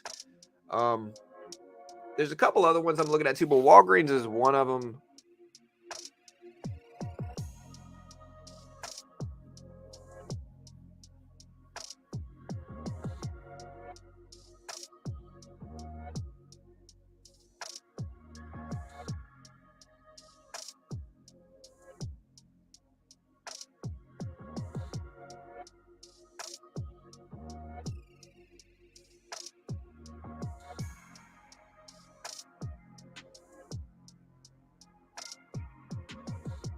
All right, team. What else we got?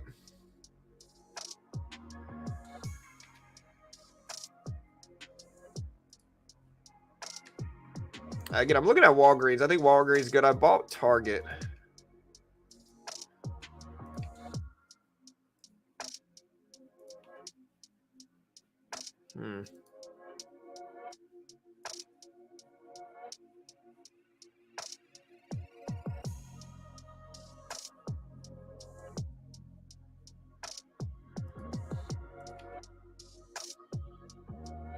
Sorry, managing something here.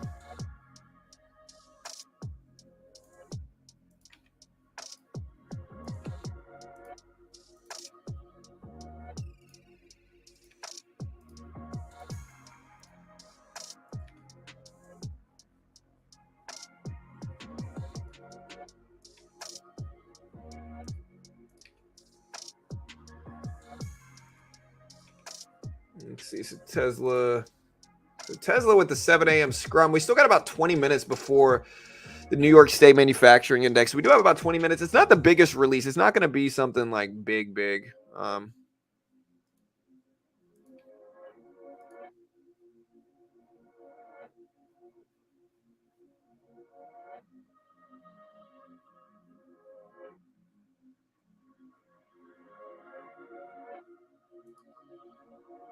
Negative headlines equal bull run. Yeah, I mean, and again, we still got some time, but Meta 90, 180 to 300.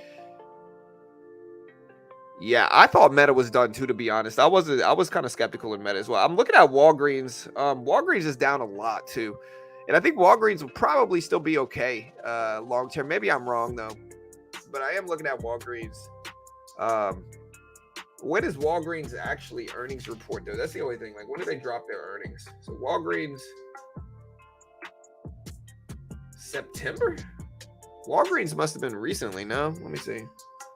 When was Walgreens' last earnings report?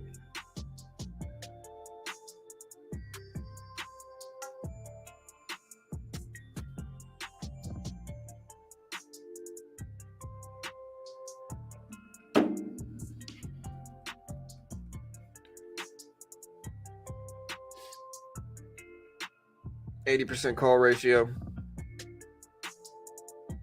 Yeah, I'm trying to see when Walgreens' last earnings call was. Having a hard time finding it. Here's Walgreens right here. Let me check Moomoo. Moomoo probably show me where it is. Let's see. All right, so let's look at Walgreens. WBA is the symbol. Where's the calendar? News. Walgreens announced the divvy yesterday. They just had it and it was abysmal. Well, that might be time to drop buy the dip though. I gotta look at a calendar too. But yeah, so Walgreens apparently dropped their numbers.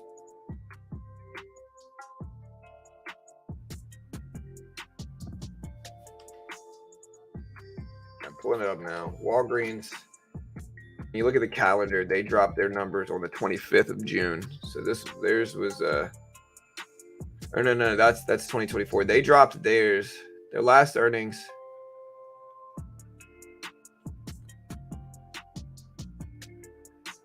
Okay, their last earnings was on June 27th. And they came in light versus expected numbers, and they missed by about 7% on their EPS. And again, that might be time to buy the dip. I'm going to buy up and scoop up a little bit of Walgreens probably here too. buy some. It's down so much already that I just think it might be time for a green day here for these. Look at it down to 29.20. Let's see if we can buy up a cheap stock though. Let's see. Walgreens. We can try to go for the mid price. It's either that or I wait for the opening bell for this. Let's see. All right, so we got filled. Nice. What's the range? We're gonna have to take larger size. There's 75 shares.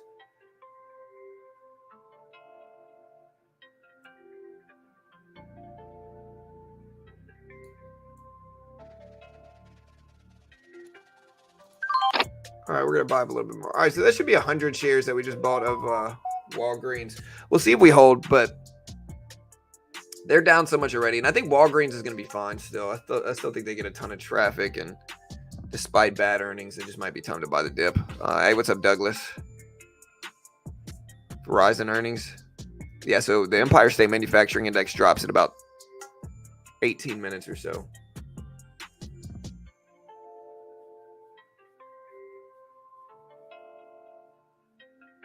Empire in 20 minutes will be weighted more heavy this time around as the market sentiment is cautious now with manufacturing consumer slowdown. Yeah, so they're expecting today for the Empire State Manufacturing Index to show up at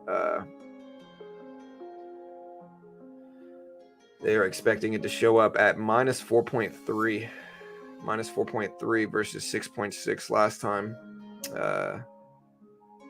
It rates the relative level of business conditions in the state of New York. A level above 0 points to improving. Below indicates worsening conditions. They're expecting it at minus 4.3. So they're expecting worse conditions. It could be something where we're seeing better inflationary data too. But yeah, this data drops pretty soon in about 15 minutes or so, a little bit over 15 minutes. But we did just buy a little bit of Walgreens. We'll see if this holds.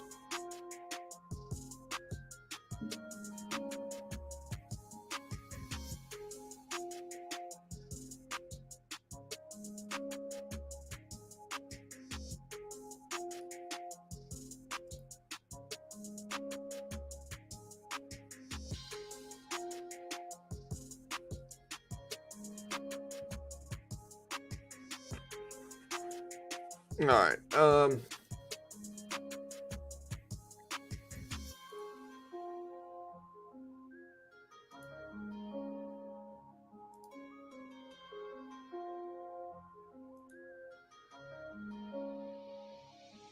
Members.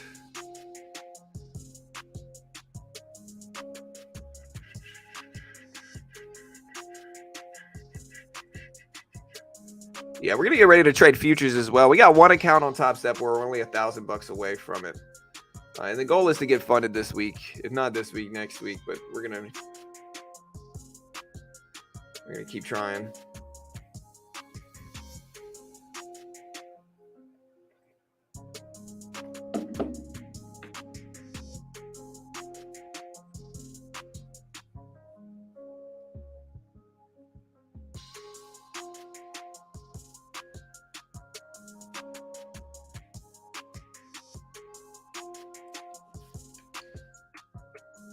Let me open Discord.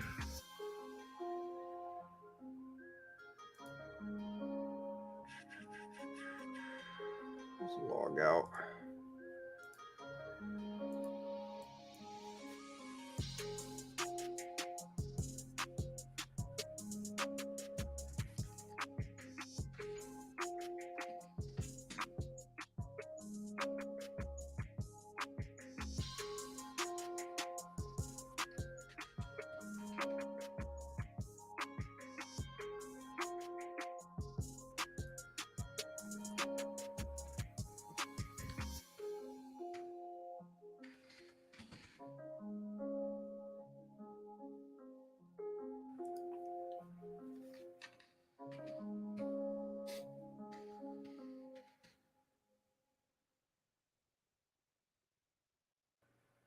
All right, guys. So what do you guys think about Tesla earnings this week? We got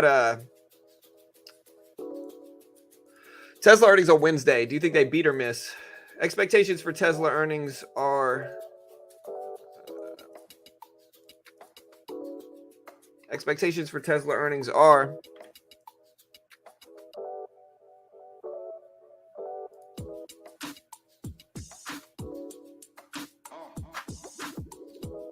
What are they expecting for Tesla earnings? Tesla is expected to show up this week with 82-cent EPS profit versus 24.53 billion in sales. So Tesla expecting about 24. We'll have to look at the earnings calendar to see. I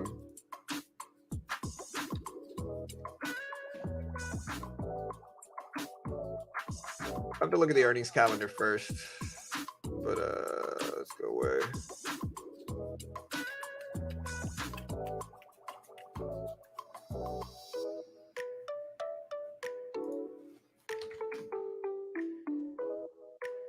To see whether they are really expecting anything good. Whether their graph is what it is. We're gonna have to look at their graph to see if they're doing good or bad out of that.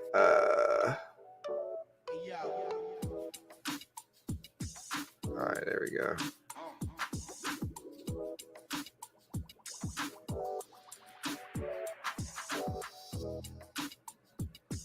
Let me post our Discord in the chat here if we can. I'm trying to add something there. All right, guys, we got 12 minutes before the New York State Manufacturing Index data drops. Again, they're expecting worsening conditions in New York with minus 3.5, I believe is what it is. Miss? Yeah, so again, we'll see. Tesla's a heavily weighted stock, so it is going to influence a lot of different things.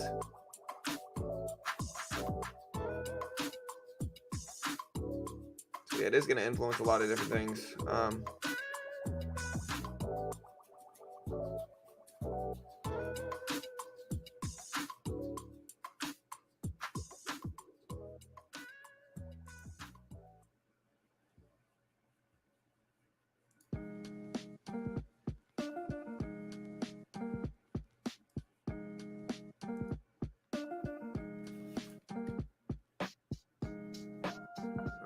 Verify email address.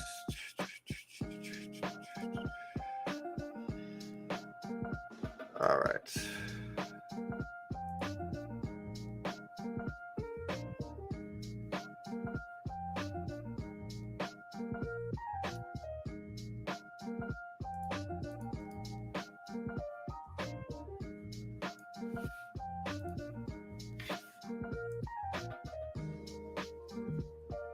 How many points to run this week? Beat but sell off. Big trust in Tesla earnings. This whole rally the last 2 months were driven by 7 stocks. Very unsustainable. Protection is cheap, not for long. Yeah, I mean, I feel you, but again, the question that we have for all of this stuff, right? So with earnings coming out, like the real question here is, does AI influence these companies in a broad enough way to make the moves that they've made over the last few months justifiable? Because if it does, then they could hold these gains. If we don't, and we see some corrections, which is certainly possible that we do, it's very possible that we do correct, then we could see some dips in stocks from the earnings reports. I think a lot of people are going to be paying attention to those stocks. So they're going to be paying attention to Tesla, Nvidia, Microsoft, C3, Palantir, AMD, MU.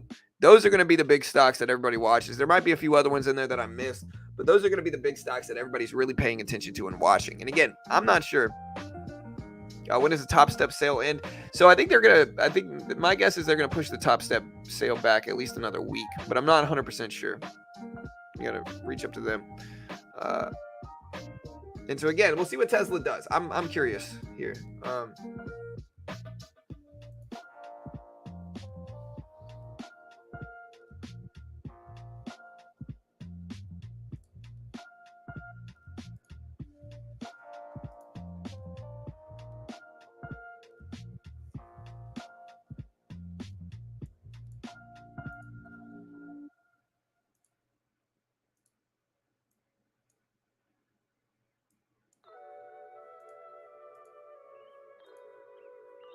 All right, guys.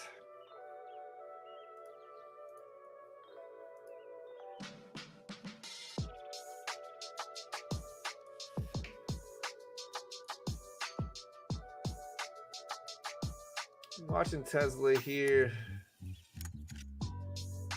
Gap ups and then pullbacks. Again, we do have 9 minutes here. 9 minutes before the numbers come out, guys. 9 minutes here, team.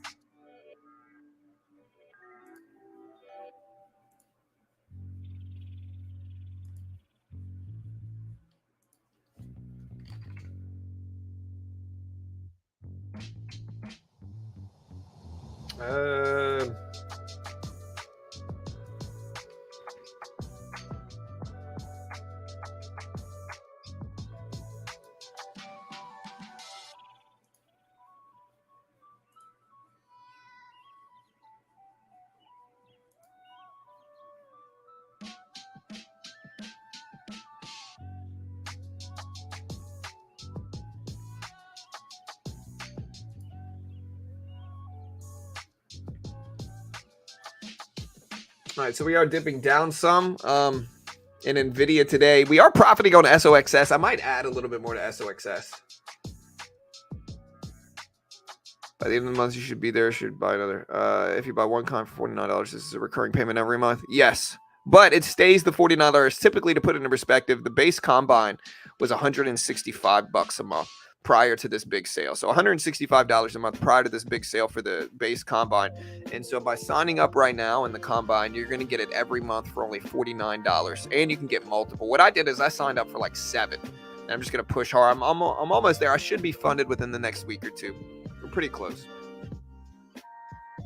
It's every month. It's a monthly subscription. GP running off good earnings this morning, cheaper stocks, but pushing. Yeah, again, this is not really my style, but everybody's different, you know.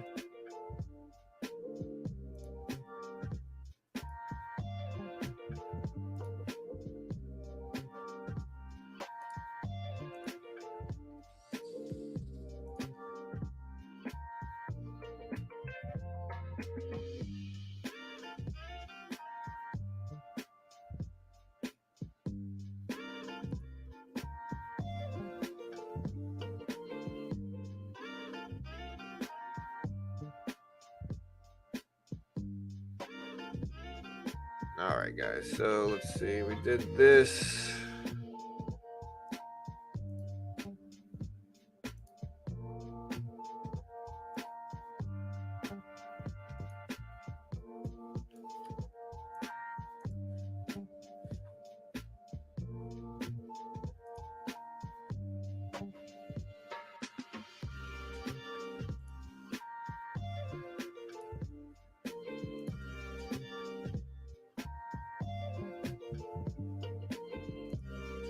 How do I see? I want to make sure I own this server here on Discord. Server settings, roles, overview.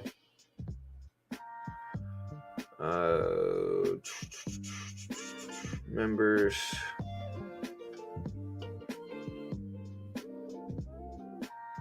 I'm pretty sure I can do whatever here. Let me make sure. There's this. All right, thank you, Chris, for the heads up.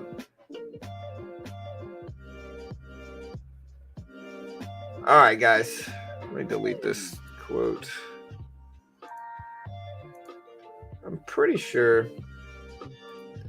So yeah, pawn. I'm gonna have to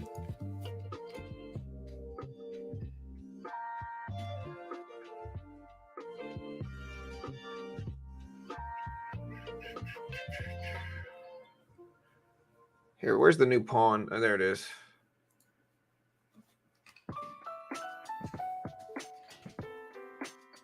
All right.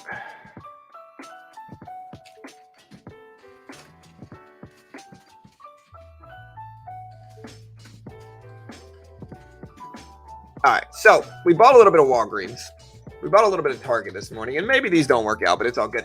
Again, here's NVIDIA. NVIDIA pushing it back up to 457 tier. Again, I am in the SOXS stock, but I don't know whether I want to. I don't know what I want to do there.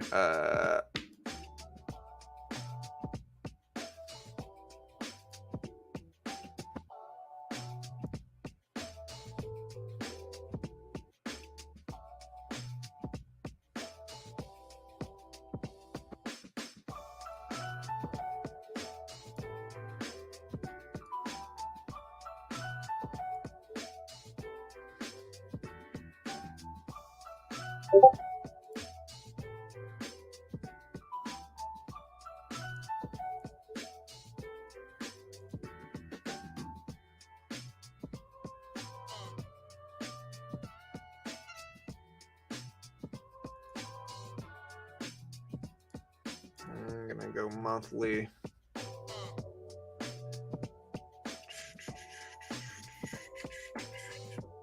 All right, so NVIDIA popping up a little bit. Anything else? We might try to get into some futures trades too. The Empire State Manufacturing data comes out in about 3 minutes, guys. 3 minutes.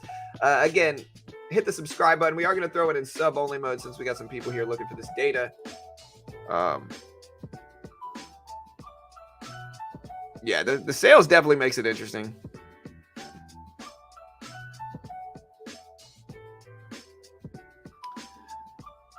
Yeah, I mean, Raphael, man, this is what I don't understand. And this is a pattern that I've seen from you pretty regularly.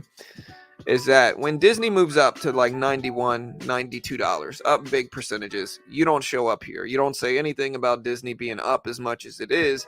You only show up when Disney is down, specifically.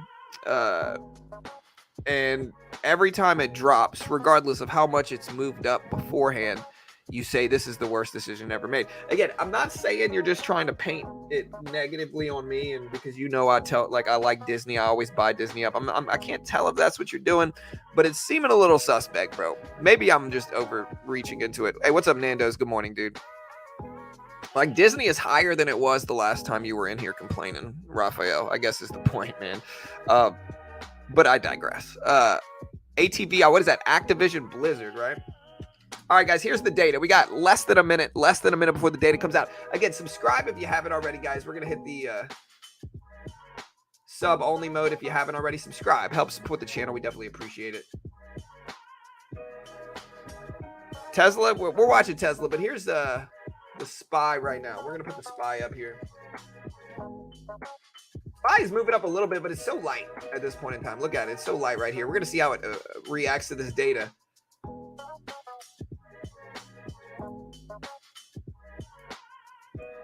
All right, guys, here goes the data. Again, 20 seconds, 20 seconds.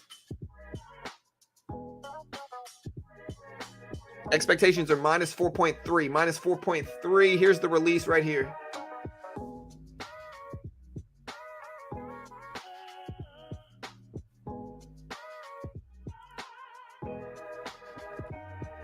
All right, here's the release. Good luck, guys. Minus 4.3 is what's expected. Here it goes right now. There's the release. It came in at 1.1, a positive 1.1, which means that the state of manufacturing in New York is in a much better state than expected. Again, 1.1 versus minus 4.3 expected here. Let's see what the market gives us. Hold on. So I'm not sure how the market's going to react to this data. I'm not sure if it's going to see it as a positive or negative because of inflation worries. But minus 1.1 is what we ended up showing up as. And they expected minus 4.3 or positive 4.1 versus minus 4.3 expected here. So much better, I would say, than expected. Again, it actually showed the state of manufacturing was in a much better state than originally expected. They expected a much lighter reading here. Here's the data right here. So there's the data right there. And again, you can kind of see the market's not really reacting much to it. It is a very light report for sure, without question, very light. Again, but if you haven't already, subscribe, hit the notification bell. Also, guys, like I said, check out Moomoo. Moomoo, really useful as a platform. Gives me a lot of economic data, and you can get some free stocks just for signing up. If you open up an account and deposit $1,000, you get 15 free stocks. If you deposit at least 100, you'll get 5 free stocks. If you deposit at least 5K, you'll get previous 15 free stocks plus a free share of Google or Tesla. And I did get Tesla, and this is one of the best news sources I've seen, right? If you look at all of this, incredibly useful, incredibly useful.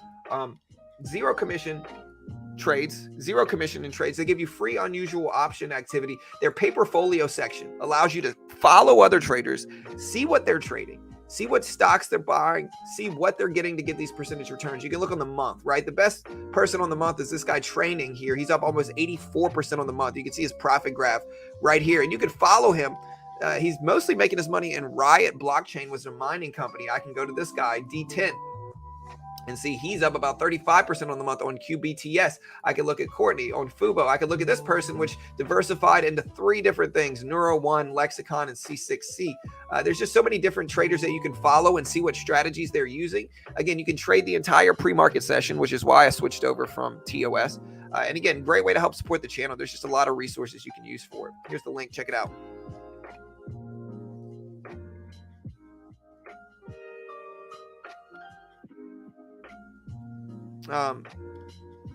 Also, if you haven't already checked out Topstep, Topstep is a funded account program for futures. We are going to be day trading futures today for sure. And again, we are having a pretty good week last week day trading. We're only about $1,000 away from getting funded on Topstep. And if you don't know what Topstep is, it's the most legit futures funded program in the world. If you want to day trade, but you don't have that much money, the funded account program Topstep is the most useful. It's the easiest way to to potentially get exposure to day trading without taking on risk. And it really is the best of both worlds. What they do is they give you a demo in futures and they test your skill. And the futures market has no PDT rule. You can day trade short in futures, no PDT restrictions. And Topstep is the most legit futures funded program in the world. They've been around for over 10 years. They pay out millions every year in actual withdrawals. So traders are withdrawing millions for them every year. They're funding thousands of traders a year. And again, on futures, you can day trade the S&P, you can day trade the Nasdaq, you can day trade currencies, you can day trade gold and silver. And the patterns in futures are very similar to the patterns in stocks, but there's no red tape, there's no restrictions. And just taking these challenges builds you into a better trader. Again, they're going to give you a demo. The base one's $50K. It's on sale for $49 a month right now, $49 a month.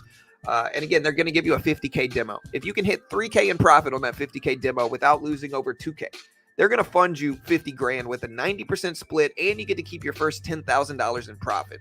And so very, very useful, where if you fail, you're only down $49. You can buy another one for $49 right now or reset at any time. If you pass it, you're still keeping 90% split. So it's the best of both worlds. It's limited risk, but if you're good enough to pass it, you still get 90% plus your first 10K.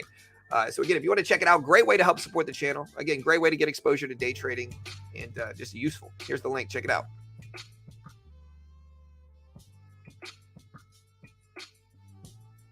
Yeah, not trying to paint you in some negative way. Yeah, I mean, again, you got to understand my perspective of it, Raphael. And it's all good, bro. Like, I'm not attacking you. All I'm saying is that when Disney's up big, you're quiet. When Disney's down on a day, you show up and complain about how Disney's down. You know what I mean? So, like, in the end, there's got to be balanced, you know? Again, I think the last time you were in here upset, Disney's higher than it was the last time. And so I guess it's just, you know, I don't know. My mom is a trader at 73. I told her to buy Apple and Nvidia on any dip. I don't know about Nvidia, bro. Apple, that'll probably work long term. If you're sitting in it long term, it just depends on when she needs to. At 73, you know, she's not going to have as much time to let it wait, you know, like we are. Like again, I can hold this for 30 years and sit, you know. So it might be a different thing that we all want out of the market in that regard, if that makes sense, right? So, but yeah, again, Apple's fine. You could buy Apple on a dip and sit on it 5 to 10 years if you really need to and be fine, or sit on it a year or two and still be green most likely. Nvidia is different. Nvidia's PE ratio is hundreds. And I'm not saying it's not going to keep going up, but it's certainly less of a sure thing. Nvidia is one of those things where if it does go up, if Nvidia goes up, it could be big risk, big reward, right? So if you make money on Nvidia on the upside after buying the dip, you could make a lot of money. But the other problem is that you could also lose a lot of money as well. And so you might make money on Nvidia, but it's certainly not like a given sure thing right now. It's certainly not a guaranteed green trade from it, you know? And the only people that are really acting like it is are people who are stuck, most likely in higher levels. And maybe it hits those levels, or maybe some people are just riding it up. Just be careful.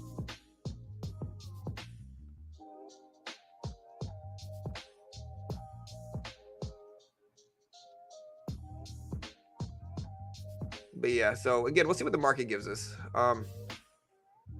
Market actually reacted negatively to this. We did have a pullback in Nvidia right now, though. It's at 458s. I'm here for Peloton A, the GOAT, Peloton. All right. There we go.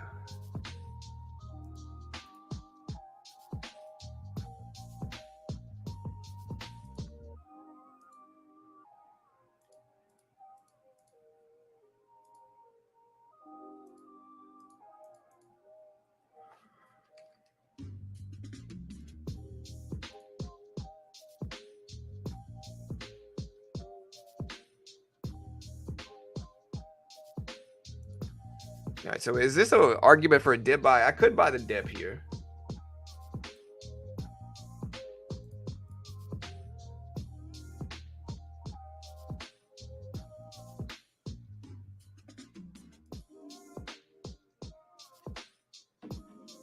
Johnson & Johnson announced positive top-line results for their phase 3 papillon study evaluating one of their bio drugs.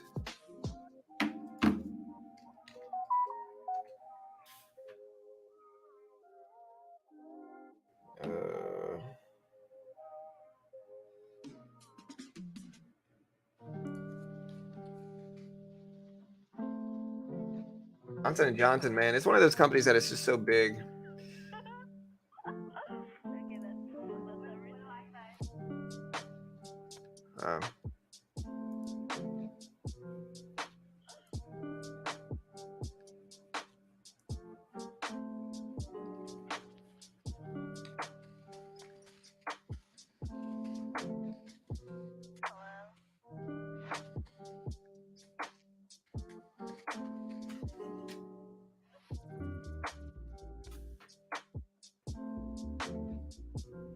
All right, so we did bounce up a little bit. Part of me might buy the dip here in futures. Again, we're going to get ready for this.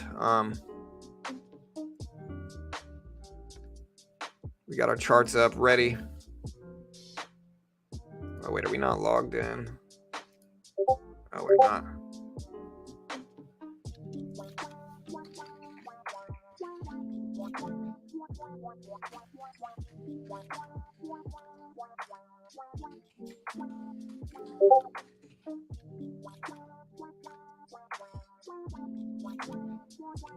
All right, so should we buy the dip a little bit, guys? I'm waiting to see.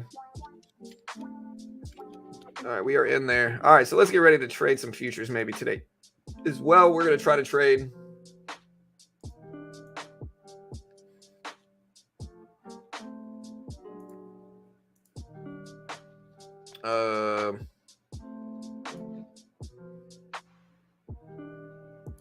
there we go.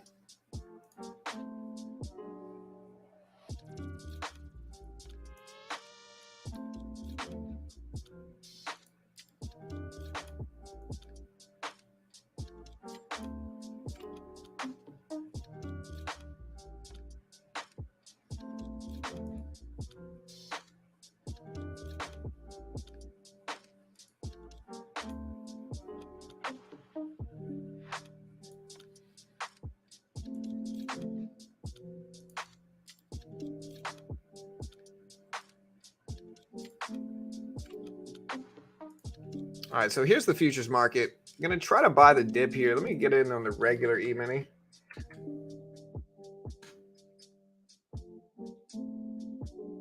Went ahead and bought one contract of the regular E-mini here. I want to see if this holds. I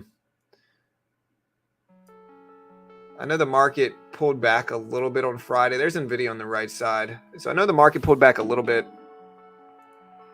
but we'll see. NVIDIA still looks pretty strong. I'll say that.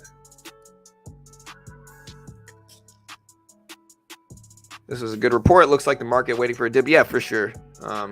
Interesting report. Yeah, Tesla has the Cybertruck pump. Basically, they announced that they actually produced a Cybertruck. So...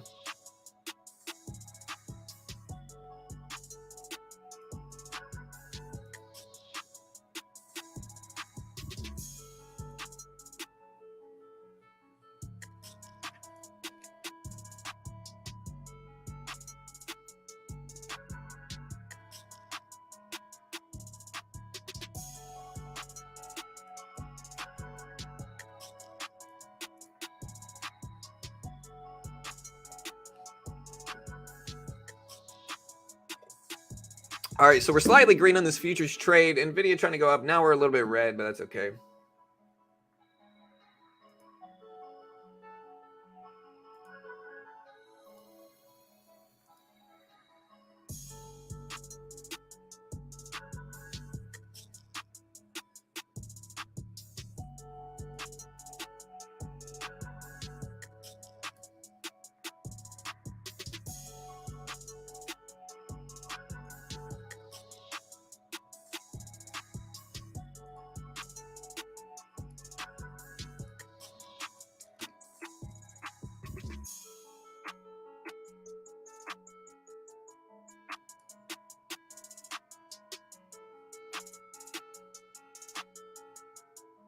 All right.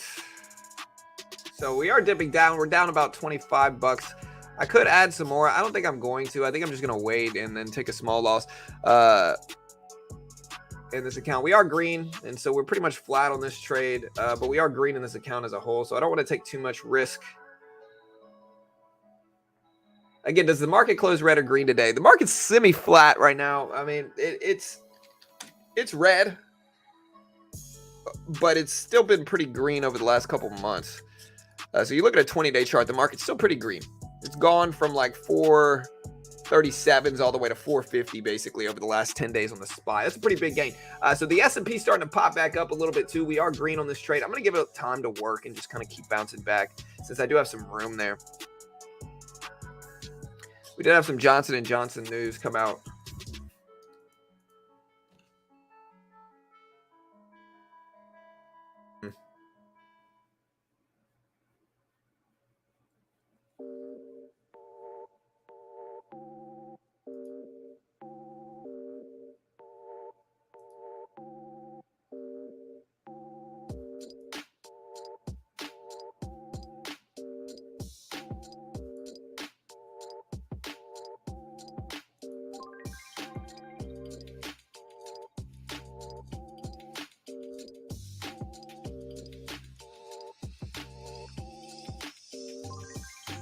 All right, so still break even now on this one.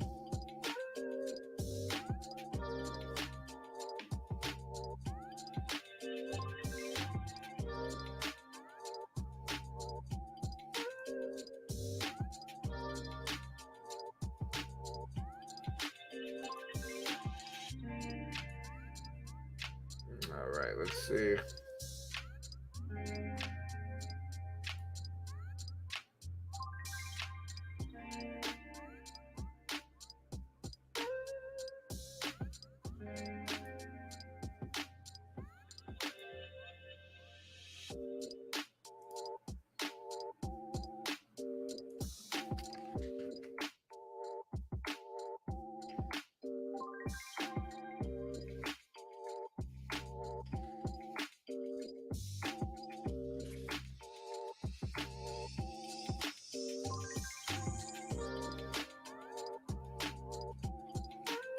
All right, so slightly green again. I want to just sit in this. Nvidia pulling back to 458.40s. Watching the queue. Activision's gapping up big. What's the reason Activision's gapping up today? I see the news.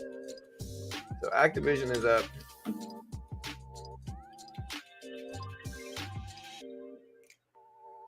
Yeah, Activision's gapping up a pretty big amount. They are up.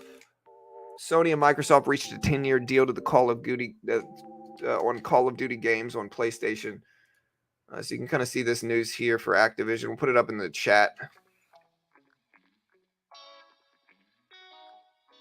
Apple is green. Yes, we got a bunch of stuff that's green, but yeah, you can see the Activision news in the chat right now. We just put it there. Again, on this, we're flat. I'm trying to be patient with this trade right here on the left. You can see we're slightly, we're break even mostly on the trade, which is good. Yeah, Tesla's up big on potential announcement there.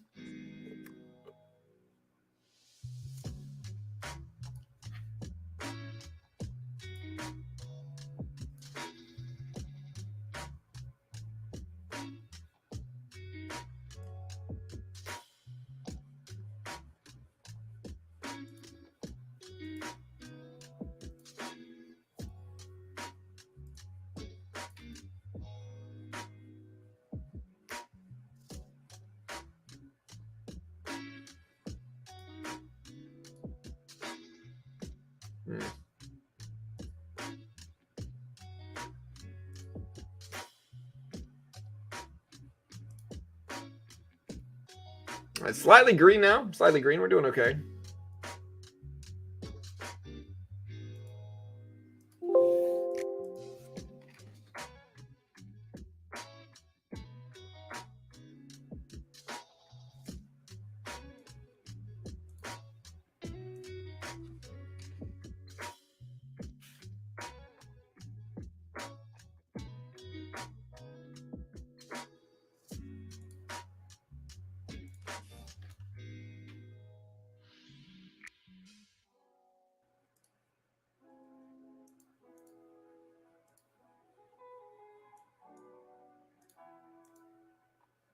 We're down 1250. What did we buy this morning? We also bought Target here. So Target we're green on. We also bought Walgreens on Moomoo. So we did buy Walgreens on Moomoo.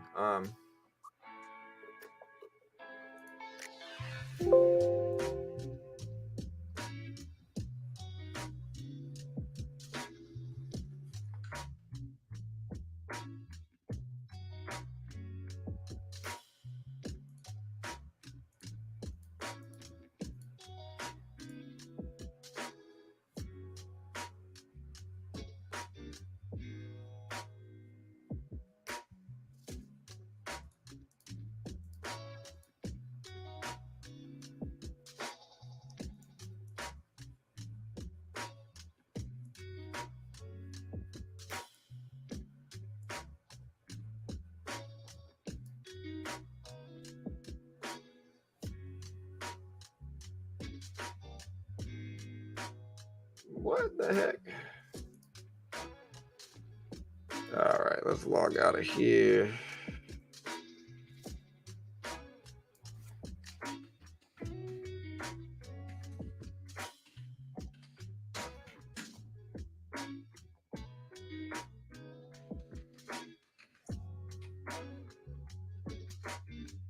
All right, now we're down 25 bucks. I'm trying to be patient. We also bought Walgreens. Walgreens is not really moving much in pre-market. The SPY is trying here. We still got about 40 minutes until the opening bell.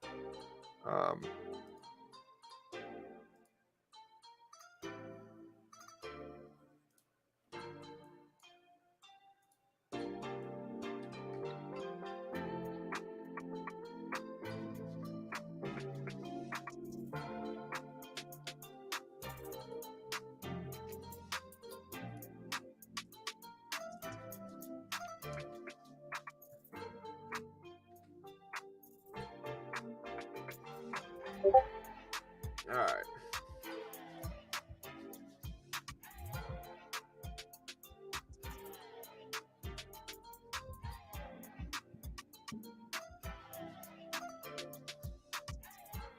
General. All right, there we go. All right. So, break it down here. I guess I'm just going to cut it. We wanted to give it time. I'm also looking at TradingView to see if we get something there. Thoughts on Google? Sorry, I'm kind of preoccupied today. It's a little bit slower day, so I'm kind of multitasking, doing some other stuff. Google's okay. It's just up so much lately, and I think earnings are going to be a big tell. Like, Google has had a big time for earnings. And so they're up from like 80, 90 bucks all the way to 128, 126s. So they're up big. They're up a little bit too much for me to feel confident enough like buying the dip. They're even green on a 20-day chart, but if you look at like a yearly chart, Google's up a lot over the last 8 months since October. So that's just a big move. They started the year off at about 111 or so they're still green relative to that. And again, it just goes against the style of my swing trades. Usually when I take swing trades, I'm looking to buy the dip. Like I want to buy the dip in something, and they're just not dippy enough, if that makes sense. They're just not dippy enough.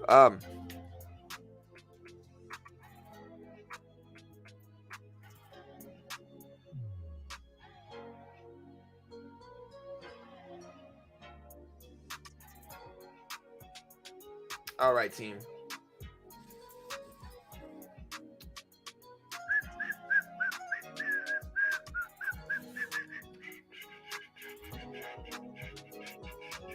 All right, so Nvidia is still bouncing back up too, so we're gonna get the futures market out the way, and we are gonna get ready to trade futures.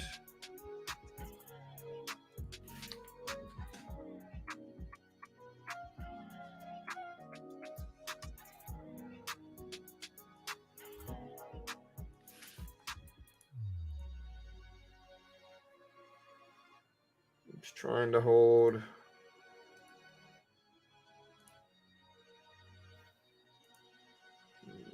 Server settings.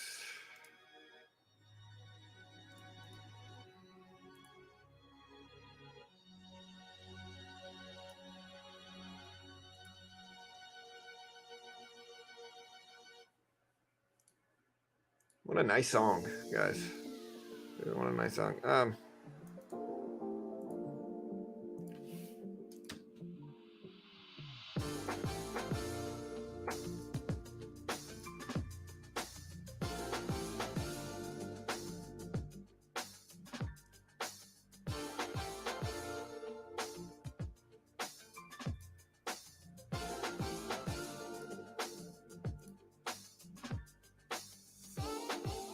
Can y'all hear the music, or is the music still okay? Yeah, y'all can hear the music. Good. Just bought a combine. Don't even know how to start trading it. So the combine I'm supposed to trade if I purchase one. It depends on the platform you use, man. You want to reach out to them. That's a loaded question. There's just a lot of stuff you got to learn about futures before you trade it, bro.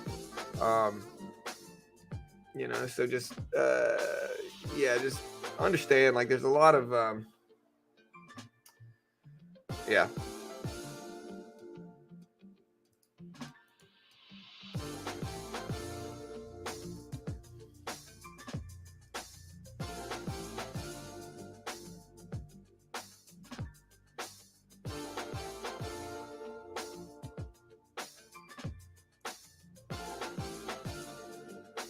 Research futures, man. The futures market is like again, futures originally started off with commodities, where farmers would lock in contract prices for their yields so that they could actually have a profitable thing, because like they would yield their crops and the prices had fluctuated. So they started selling contracts to speculative investors that they called futures contracts, because they were based on the future price of a commodity.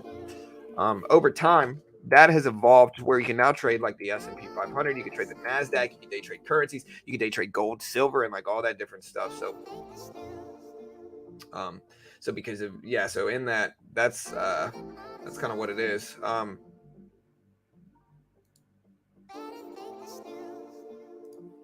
So the futures market, you could day trade the S&P, you could day trade the Nasdaq, you could day trade currencies, gold, silver, stuff like that.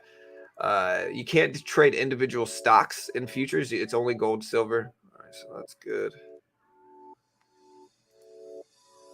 Check this out too.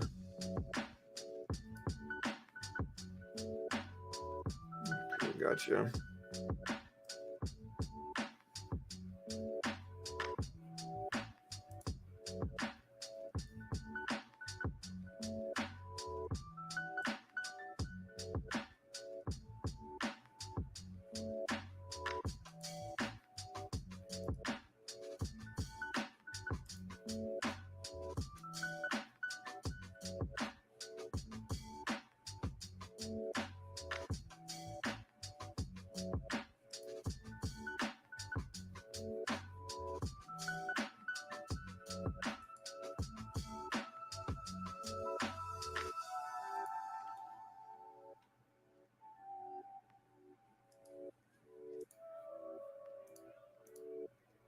All right, so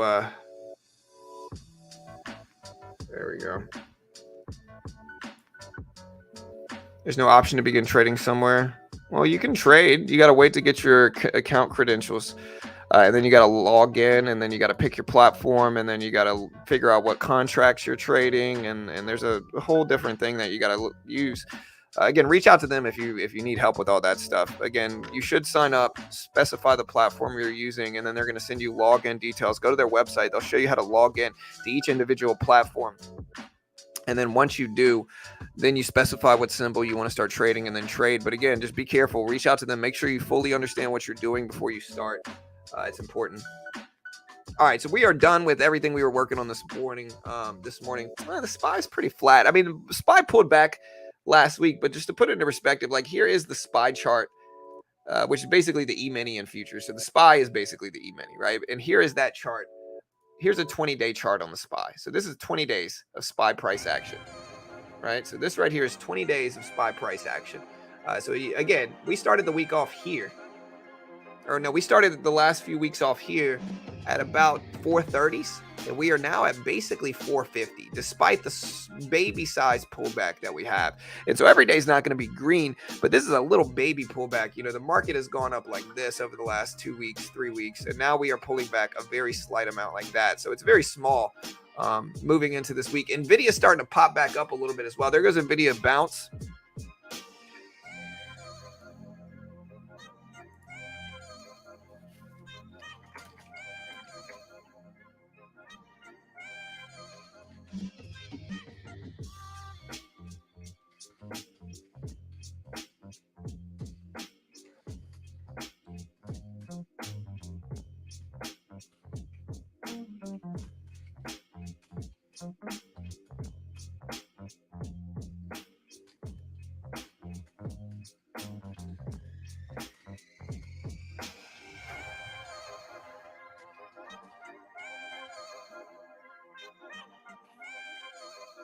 right, so there's the SPY pop it back up. It looks like the futures trade I got a little faked out on, and that's all right.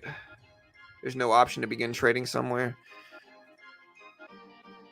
So I mean, Bone, the questions you're asking me, man, are going to depend on the platform you're using, brother. So on Topstep, man, you can use like 20 different platforms. Like most people use Tradeovate. If you do use Tradeovate, you should see something like this. Look, so you should see something like this that says like this. It should look like this. So when you go to your Topstep dashboard, when you log in, it should show you something that looks like this that says Launch Trader. Right? So if you're using the base platform Tradeovate, go to your topstep.com dashboard, and then you should be able to go to launch Topstep Trader right there. That's where it should bring up the account. That's if you use Tradeovate, but it really depends on the platform you use, bro. That's what I'm saying. Reach out to them.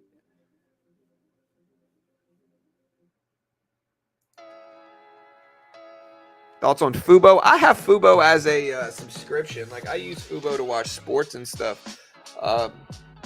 It's been kind of weak over the year though. I mean, it's still roughly flat on the year. It had a better time in August of last year, so about a year ago, but it's starting to come back and it's been on a little run. And again, I still use them.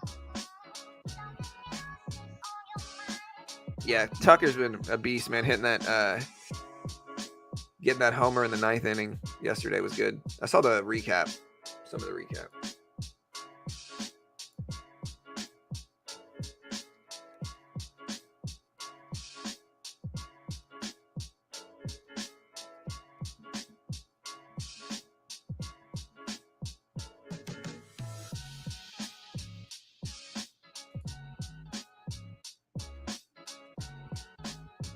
All right, so yeah, that's the New York State Manufacturing Index. Today we also have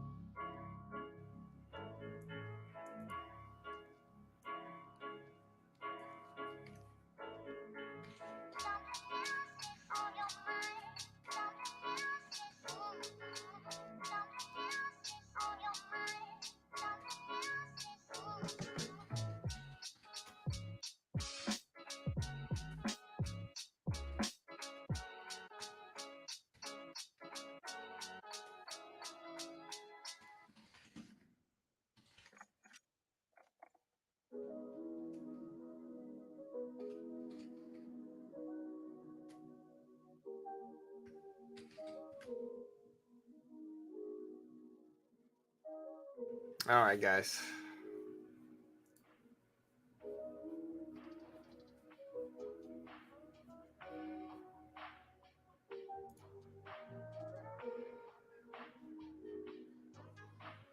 We got the Empire State Manufacturing Index data coming out. What else are we looking at right now?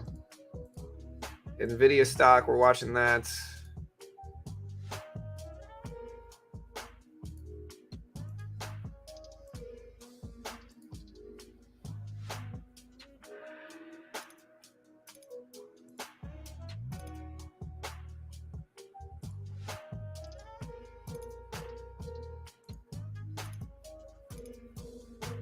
All right, so sorry, I'm kind of specifying.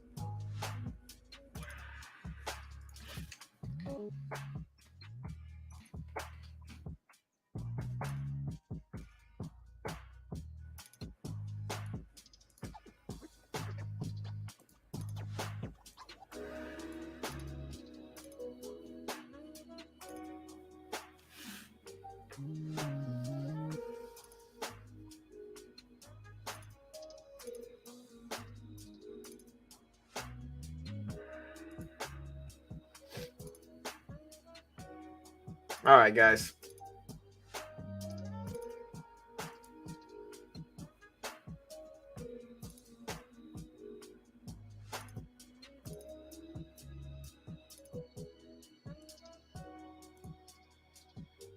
SPY did pop up a lot. I should have held that. We got the sorry, I've been Tucker went from 4 or 5 with a walk, yeah. All right, we're gonna get ready to day trade futures here. We've been trading a little bit today. You can see Nvidia and Tesla on the right side.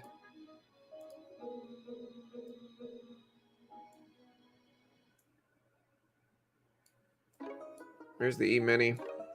Gonna maybe take some swings on the E-mini today. Nvidia's still surging up though at 459s. What did we buy this morning? We bought Target. We also bought Walgreens, I believe. Again, maybe Walgreens is one that we'll keep adding to on the way down. It's pretty much flat. We haven't really moved much since we bought it. All right, guys. So how are you guys doing this morning? You guys red or green? I'm slightly red in day trading. Red or green day so far? Let me know. Let me know what you guys are. Red or green day so far? Let me know.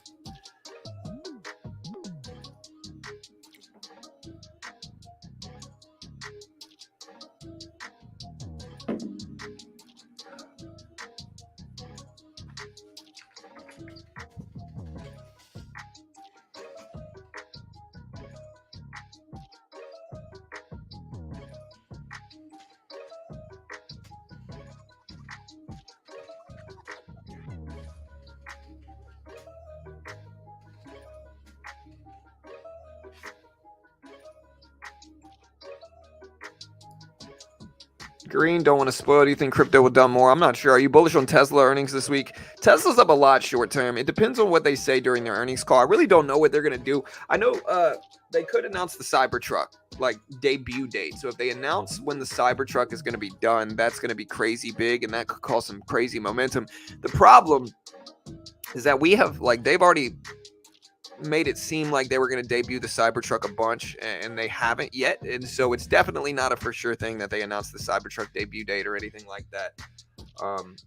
Again, we'll see, but it's definitely not like a for sure thing. And it's something that, like, we'll probably just have to chill and wait.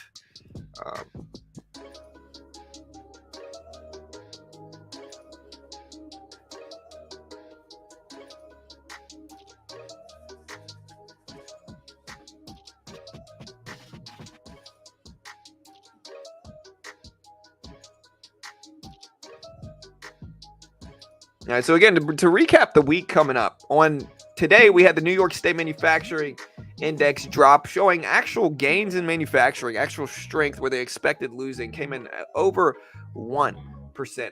Tesla announced the first Cybertruck has been built at its Texas factory, and that's causing Tesla to gap up heavily in pre-market all the way to 287s for Tesla. Tomorrow, on the 18th of July, we have banks dropping earnings with Morgan Stanley, Bank of America, Charles Schwab, Lockheed Martin, and other banks in the morning. So this is all in the morning for tomorrow on July 18th. These companies are dropping in the morning. On July 19th, we've got some morning earnings plays, but the big ones are going to be Tesla and Netflix and PM on Wednesday. So July 19th on Wednesday, we got the biggest earnings report that's happened yet, which is Tesla earnings. Again, that drops on Wednesday. We're going to have a lot of eyes here that day for sure. On the 20th, we've got jobless claims, which are basically how many people are filing for unemployment. And then we also, that number is expected at 231K. They also have the Philly Fed Index data dropping with expectations of a minus 10.2 reading to the Philly Fed Index. On July 21st, we have other earnings dropping on that Friday. So that is Amex. We've got RF, we've got Capital One, we've got a bunch of other ones dropping on Friday as well. And that kickstarts the first real week of earnings season with banks and Tesla and Netflix and United Airlines. Next week is going to be huge. Next week is a much larger week because next week, not this week, obviously, but next week is the biggest week of market activity we've had in a month plus. What we have going on next week, again, not this week, the week after this, is we have the Fed's FOMC rate hike decision dropping. That's pretty big news. So the FOMC rate hike decision drops not this week, but next week on Wednesday. That'll be a big thing where a lot of people don't know what to expect. Like, people don't know whether to whether we're going to get a rate hike, which is very likely. It's most likely that we're going to get a rate hike.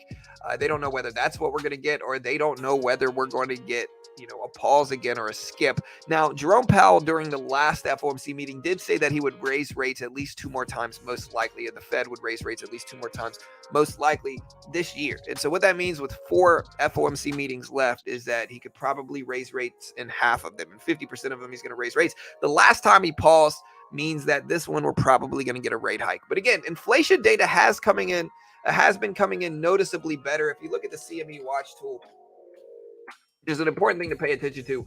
You can see the likelihood of a rate hike is very high at the next July 26th Fed meeting. So the likelihood of a rate hike is 96%. That's pretty big. 3.9% is what they're expecting for this as well. So again, very small percentage expecting a pause or a skip during the next FOMC, which is kind of surprising because you would think if inflation was as bad as they say it is, right? If inflation's as bad as they say it is, why is CPI coming in light? Like, we've had optimal results for inflation over the last month. And so if inflation is getting better, why are they raising rates again? I guess Jerome Powell's sticking to the 2% target. And I think in order to get that 2%, he's going to have to raise rates. So I guess that makes sense. But yeah, what do you guys think? Yeah, we need a hard release for the Cybertruck, 100%. I think it's really necessary too. Everybody's excited, but we don't really know what we're going to get here for the Cybertruck. I hope they give us a hard release, but again, I really don't know. So I bought these glasses. I can't tell, so I can actually see with these glasses, but they're so thin. Somebody has said they might be a little suspect for glasses here. Let me know what you guys think. Are these glasses weird? As I told you Friday, Tesla's taking all the attention away from Rivian. But yeah, I don't think it matters that much, Raphael. I don't think Rivian is that much of a competitor to Tesla like that. I know the shareholders want to believe that Rivian's knocking on Tesla's door, but the production and sales numbers are just so not competitive for Rivian versus Tesla. They're just not competitive. I like Rivian. I think Rivian's good. I think it's got the second greatest chance of being a successful standalone EV maker. But it's not going to compete with Tesla. It's never going to, Rivians are cool, but they're not going to take any, production, or they're not going to take any market share away from Tesla, in my opinion, at least not yet. That might come in the future, but it's still pretty far away. They can raise rates if jobs in manufacturing are strong. Sure. Yeah, they can. Again, we'll see if they do, but they can. I'm not sure if they will.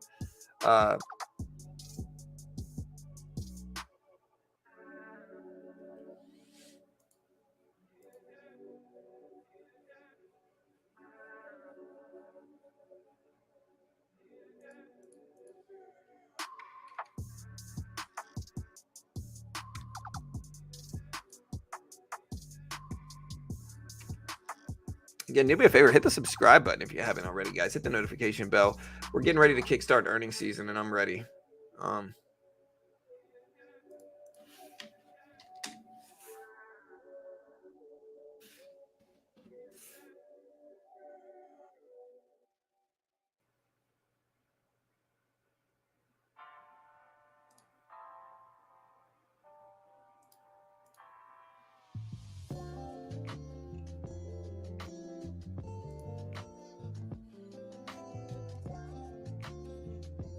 I have to mess with the John. Yeah, it's all good, Chris. Like I said, again, I think anytime you deal with the stock market, there's going to be such polarized viewpoints. I certainly understand, Chris, that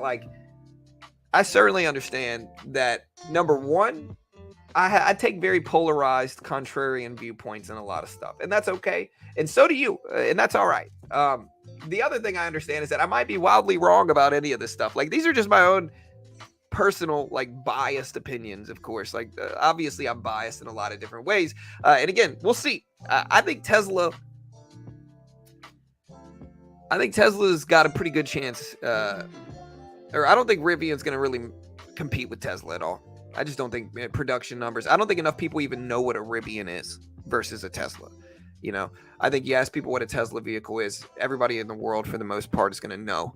You ask people what a Rivian is, I would say at least 60% of the world is not going to know what that is. And so I think just that one aspect of it makes it a really hard,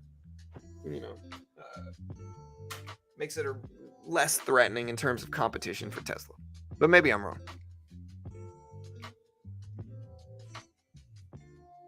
Well, truck production, sure, but the Cybertruck's not even out yet, you know. Again, I just don't think enough people are going to want to buy a Rivian. I like Rivians too. One of my neighbors has one, but like, again, I'm suspect on it. I don't know. For the remainder of 2022, the rises monthly in inflation were small, so don't expect a drop in location from here. Maybe. Rivian looks nicer. Yeah, I mean, it's such a subjective thing. I like the Cybertruck more just because it's a head turner. But I do understand that, like, Cybertruck's conventionally ugly, for lack of a better word.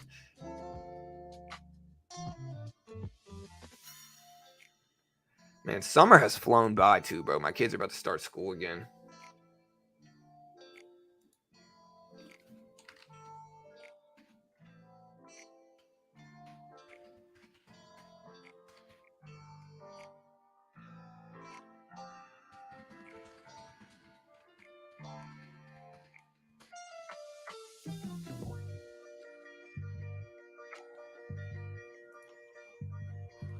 I'm expecting inflation to remain between 3 and 4% for the remainder of 23. Maybe. Possible. Apple got some alerts. Yeah, I'm waiting for some good trades, but... Ooh. I'm going to short the Nasdaq if I can hurry up with it.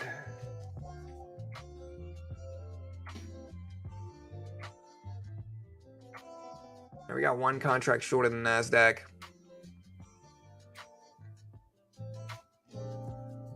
See if we get a flush breakdown here.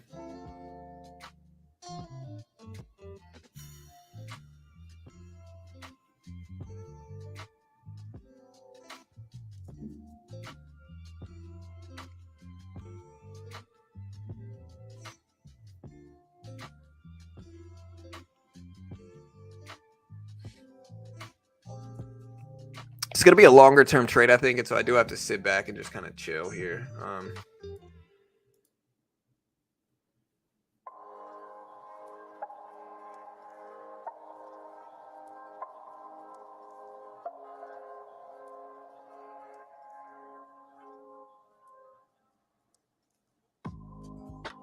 Yeah, for sure. Yeah, 100%, Chris. It took them a long time. It's going to be a long time before another company actually starts to compete with them, I think. Thoughts on Lemonade, the software? I don't know enough about it, Mark, to say good or bad things on it. I really don't. I just don't know enough about it, bro. It might be great. It might be bad. Again, I just don't know enough to really say good, bad, or whatever. You know what I mean?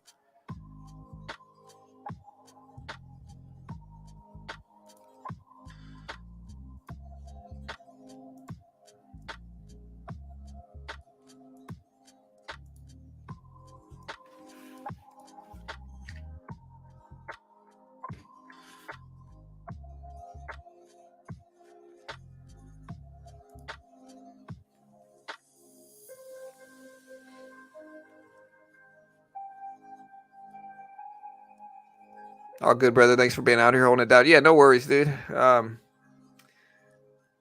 man, we're just kind of hanging out. We got 13 minutes. It's a slower week. This is a slow week in terms of stuff going on.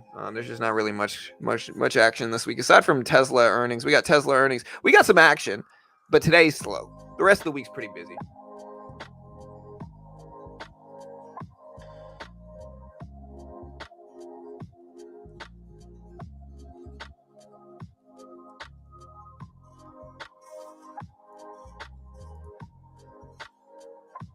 Yeah, anytime somebody starts to like yell at different, like pressures me to do different things, I'm just gonna put them in timeout. If they keep it up, we're just gonna ban them. It's just gonna keep it easier here.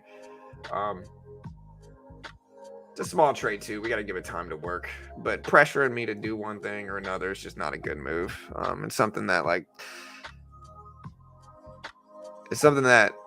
I will respectfully ask the chat to refrain from, because it's just not helpful. You know, regardless of what it does, just not helpful. Yeah,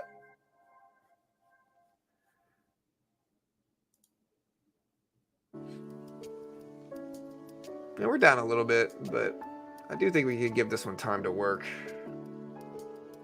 What do you think Tesla would do today? I don't know. It's up a lot in pre-market, so it could do anything. You know what I mean? I'm not sure. It's up a lot in pre, so it could correct a little bit at the opening bell and then do something else. I really don't know.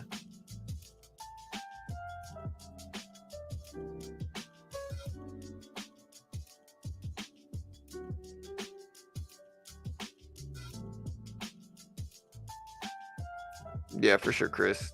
Yeah, I've never even actually tried a Tesla though, so I don't know whether like I don't drive a Tesla. I don't know whether they're good or bad.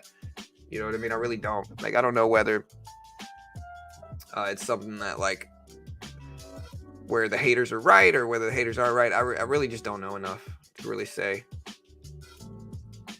All right, so yeah, we're gonna probably cut it now, and it's all right. We got a small little loss. This is a 150K combine anyway. I'm pretty sure this is the right one. Let me make sure. Yeah.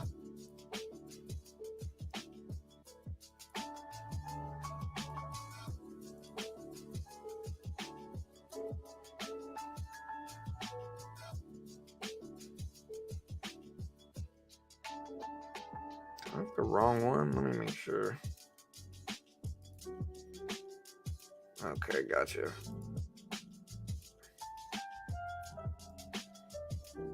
Okay.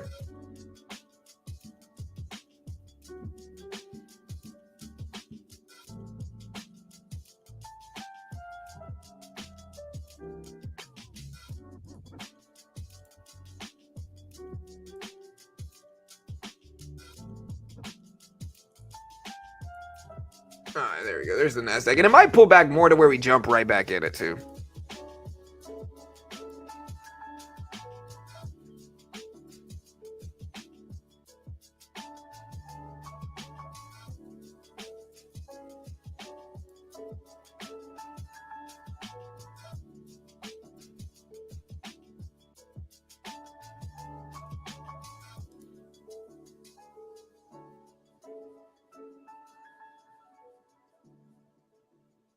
All right, so I'm looking at the SPY here too. I got an hourly chart set up.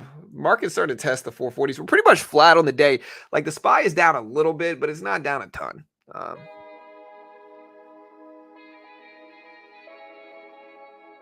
Yeah, I mean, I really am considering getting a Tesla. Like, we don't want the Plaid because, frankly, I don't think Carol could handle the Plaid.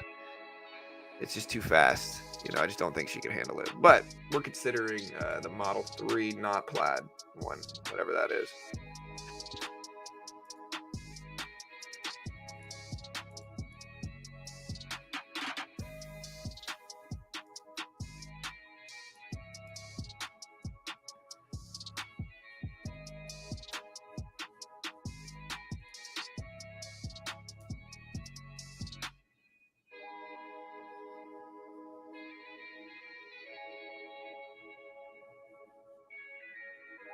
And we'll see if we get some better trades at the opening bell today.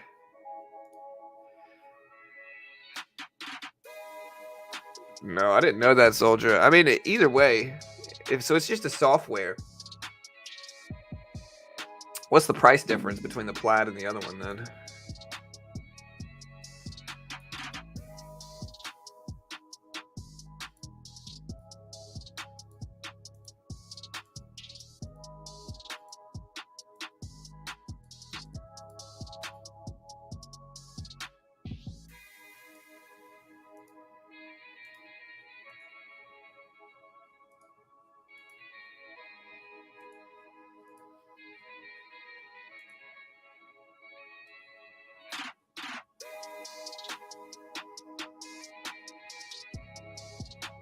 During the earnings season, do you hold stocks through the reports or buy after? It depends on which ones. Like, it depends on what I'm holding, to be honest. Like, I'll hold some of the stuff through the earnings reports, but it really depends.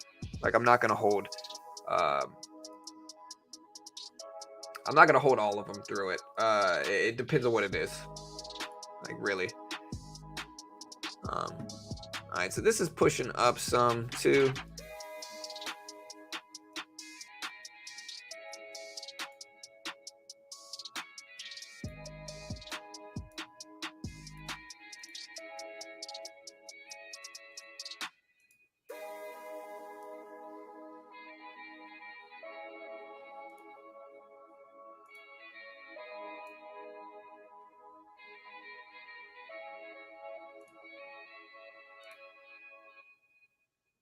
All right.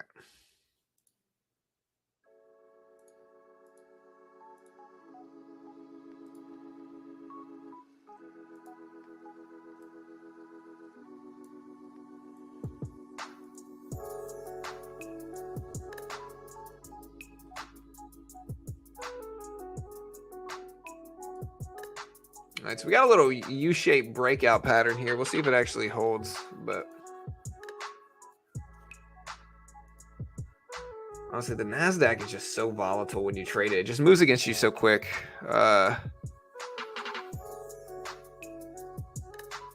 Okay, got you, Zoldra. Do you trade London session on Nasdaq? Nice. No, I don't really. I sometimes do, but most of the time I'm just sticking to like the E-mini. The Nasdaq just moves so fast against me, man. That's the only problem, is that it just goes so quickly against me. It's kind of sketch to keep pushing and trading on. Nvidia is still surging up to 460s right now, guys. So Nvidia pumping up. So interesting with Nvidia. SPY's kind of dragging the market back up too. 460s. AMD moving back up. MU's not really moving back up though. Intel, just trying. All right, there's the Nasdaq. I'm gonna put the E-mini up. I think the Nasdaq is just a little bit too sketchy sometimes. It just moves so quickly that like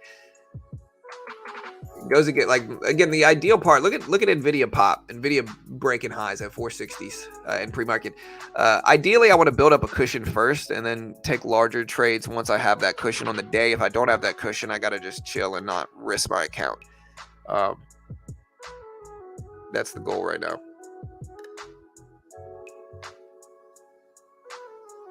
What's better for Mac, TS, or Ninja? I'm not sure. I don't use a Mac. No. All right, so there's the high break again. Interview with Iger says he wants to sell some of their TV assets and restructure streaming. Still a possible sale of the entire company to Apple. What company, Cal? Disney or something else?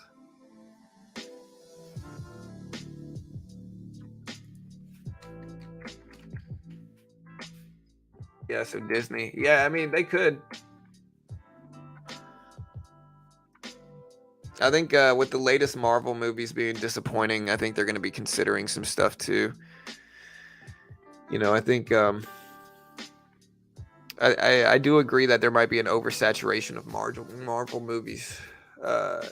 You know, but Star Wars I think are okay. We'll see. I think they've been. I think there's just so many Marvel movies.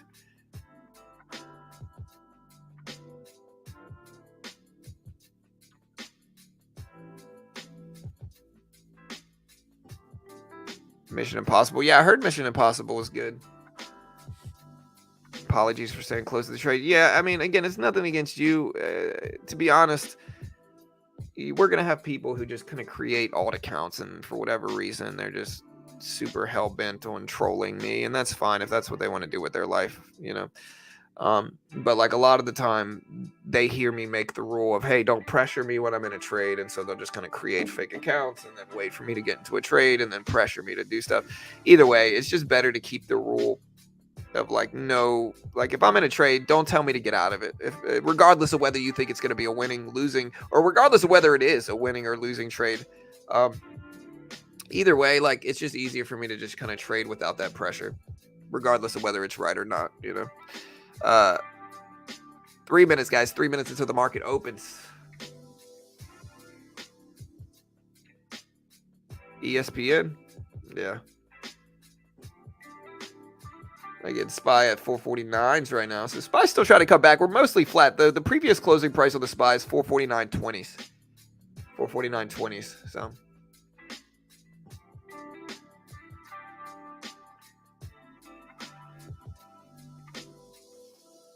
nice. So opening bell in 2 minutes, guys.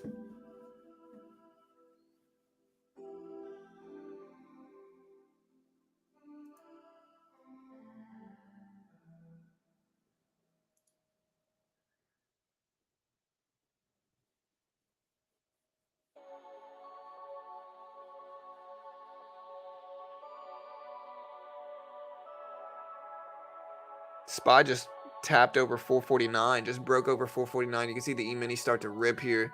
Nvidia's starting to pull back a little bit ahead of the opening bell. We still got like a minute left. but we are starting to get some dips. I'm going to wait until the open to make any more trades, I think.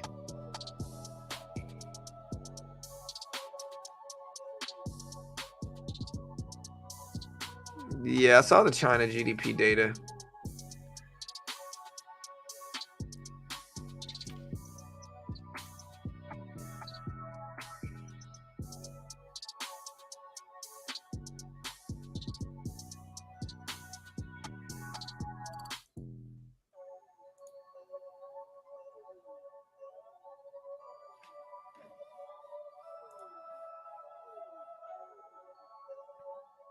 Nice, starting to creep up a little bit. SPY still at 449.08 here, guys. Here's the opening bell in about 30 seconds.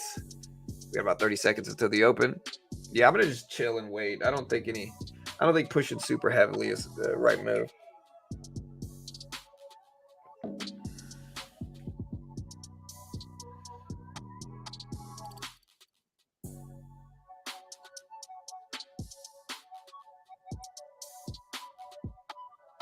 All right, so here's the opening bell, guys.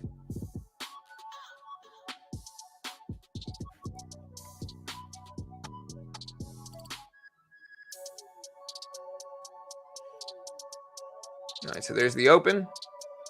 SPY testing, about to potentially break the previous closing price. We're going to let things settle down a little bit first. Again, the goal is to build up a cushion and then swing heavy into that cushion once we have it. That's the goal. SPY at 449.40s. SPY just went green on the day. So the SPY is technically green on the day with this latest pop and run, man. Look at this huge move.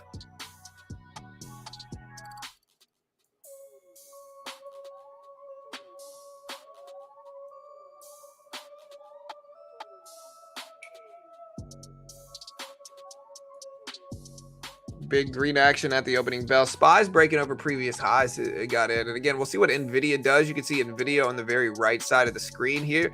That is certainly helping boost markets a little bit now with everything going on.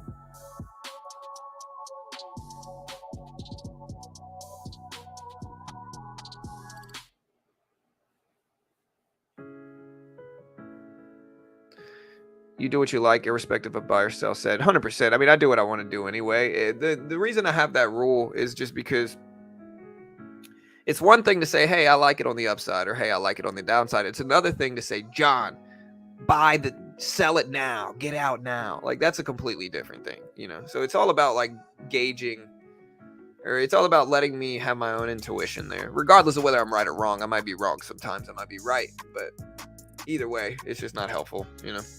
All right, so we got this big pop-up at the opening bell. Part of me is tempted to buy a little dip here. I'm going to take one position here, see if we can get a quick little scalp on the green side. But it's one small trade, and we will cut it quickly if it doesn't work, which it looks like it might not be.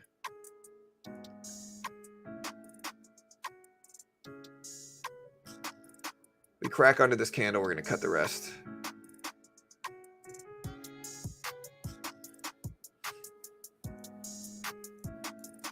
All right, so we're back up to about flat on the trade. I want to see if we continue running up past these highs is the question.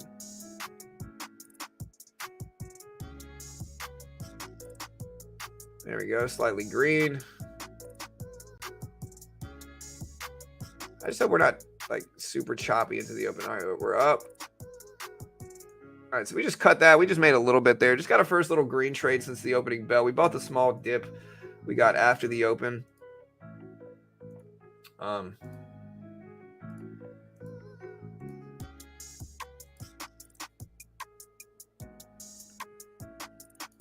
Still got a nice little run here. I don't trust it enough. It's up so much. We're still watching NVIDIA.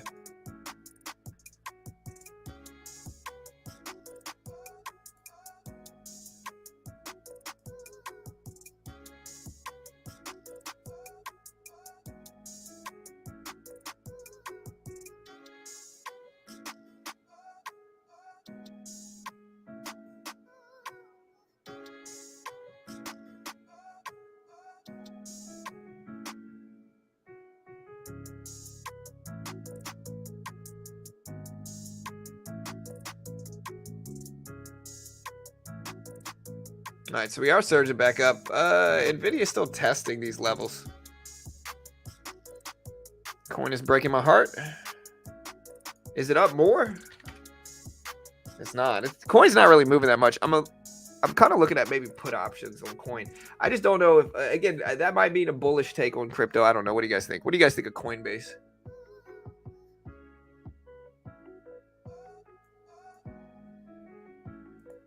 All right, so here's NVIDIA. That's a pretty big pullback just now. A little bit of a flag-like pattern. I'm going to short this. It's kind of risky. One contract here short. Again, the goal is to build up a cushion first. I want to build up a cushion and let's see if we get a quick firm rejection back down. All right, slightly green. There we go. There we go. All right, just made about 100 there real quick right there. Got ourselves back to pretty much flat on the day. I like the short, and we're going to wait now. We're right over the previous closing price, so this might actually be a dip. Depends on if the market goes weak on the day, though. We don't know for sure. What am I else? And I'm also in Target.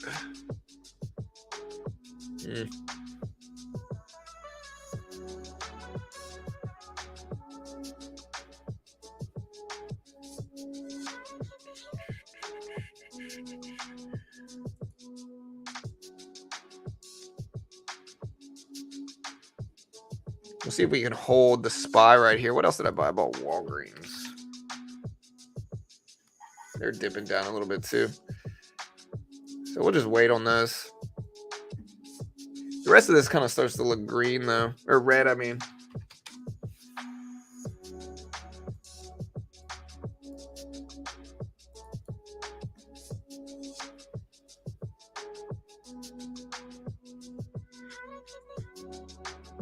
We're right at the previous close for the SPY. I don't know what kind of level this is going to be, but we're paying attention to it. Hey, BG, I think you might be delayed on the stream. Hit the live button. Hit the live button next to the play button to make sure you're fully caught up. I think you might be a little bit behind on the stream. All right, so there's a bounce up on the previous closing price. We're right at that previous close level now. It depends on what the market does here. Tesla at 290. Yeah, Tesla's starting to pop up. You can see it right here.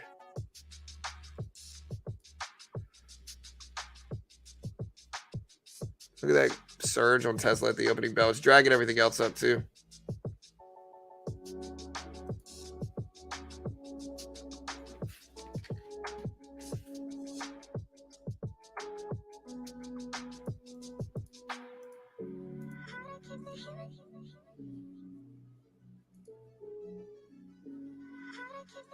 All right, SPY did bounce right at that previous closing price, which is where we were. Yeah,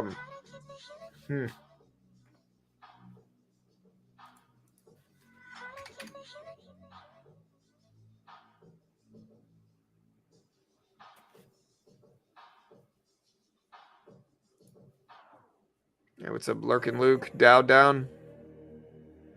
Yeah, there you go. All right, so SPY still going up.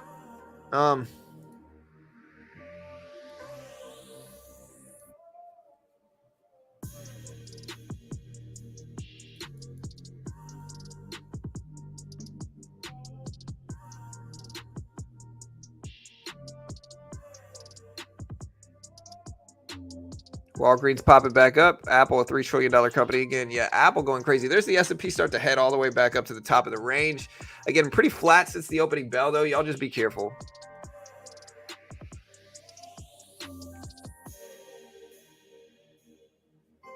Again, we are trading on Topstep, which is a funded account program for futures.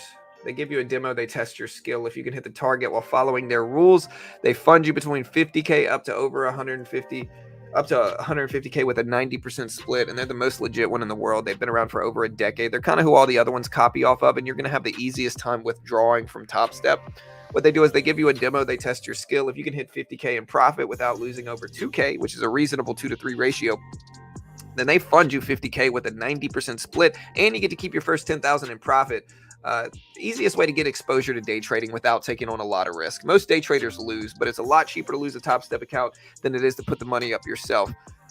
If you put it like this, right? If you want to day trade actively, you can either go a funded account program, or you can put up 10, 15K. If you want to day trade stocks, you need even more than that. And again, you're risking a lot by doing so. Topstep, the base combine is $49. If you're good enough to pass it, you get a 90% split, so you get to keep 90% of your profit anyway, and you get to keep your first 10K. If you don't pass it, you're only down $49, and you can reset it, and you can buy a bunch of accounts if you want. Just a reasonable way to get exposure to day trading without taking on the risks. And you can day trade the Nasdaq, currencies, gold, silver, and the patterns are very similar to stocks, very similar. If you want to check it out, here is the link.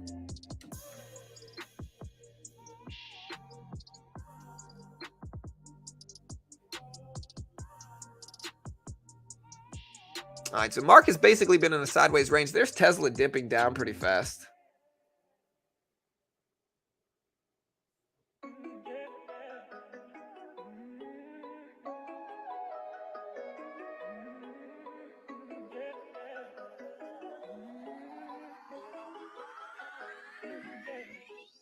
Only dipping down. If we think we're going to continue on this upward move, the only problem is Nvidia just took a turn. Nvidia all the way down at 460s right now after pushing up. Tesla's looking good, but Nvidia's starting to turn. And so that might influence sentiment on everything else. Look at Nvidia drop right here. So Nvidia turning all the way down to 461s, team. Y'all be careful. I would say that that candle looked bullish except for Nvidia's dive back down, and Disney, and it's starting to test lows here as well. So y'all be careful.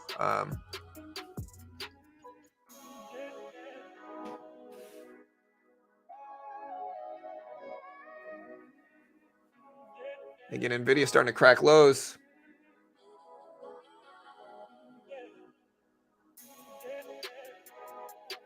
Tesla's got that nice little pullback after the bounce, but again, look at Nvidia. Nvidia is the one I'm worried about, which could drag down stocks. Look at the crack of lows here. Nvidia just broke lows on the downside.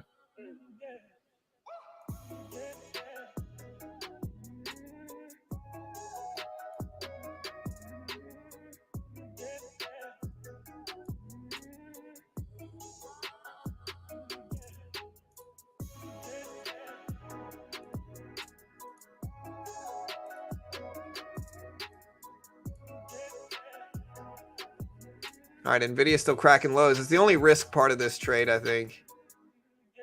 Depends on whether we think Nvidia is going to weigh the market down. It might weigh the Nasdaq down a little bit more. I'm going to short this. Nvidia looks weak right here, so I'm going to take one contract short. Because again, Nvidia looks weak. It looks like it could crack.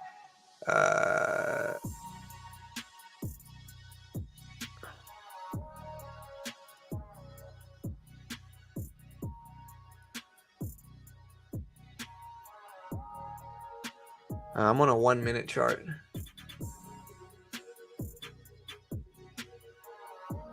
See, Tesla's starting to bounce back up, and that might help everything else because Tesla's pretty heavily weighted. I'm still watching Nvidia though. Like, look at Nvidia on the top right corner here.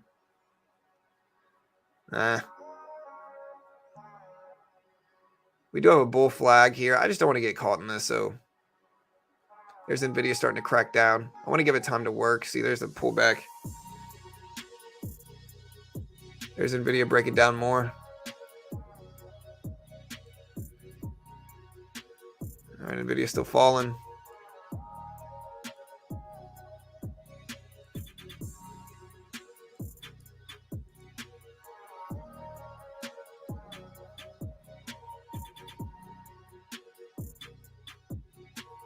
See, I'm watching Tesla though. So Nvidia's weak, but Tesla's strong. So it depends on what Nvidia does here. If Nvidia starts to recoup some of these drops, I'm just going to cut it and get out. I don't want to take that risk. Yeah, we're just going to cut that and get out.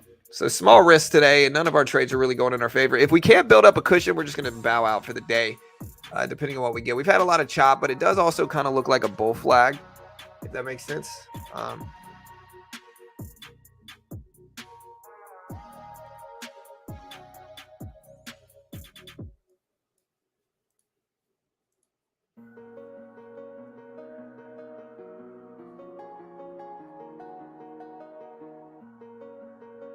There's Tesla falling.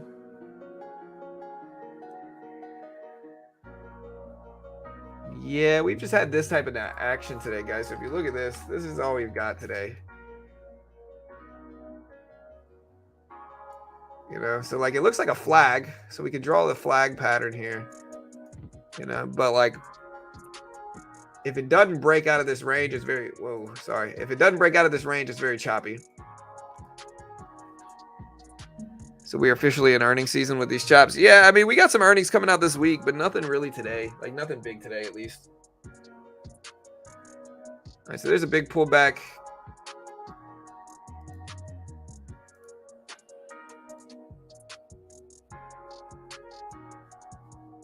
Big flush down. Let's see if it holds.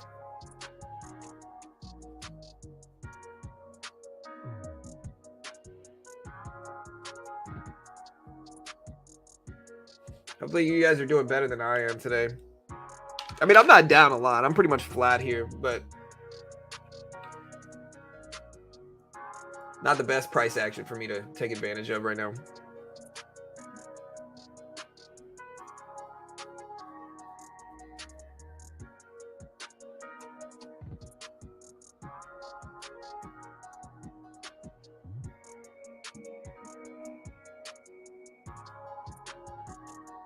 I'm on standby, haven't traded at all. Yeah, well, the market's just not really super favorable for like patterns yet. Not since the opening bell. Now maybe it gets better, but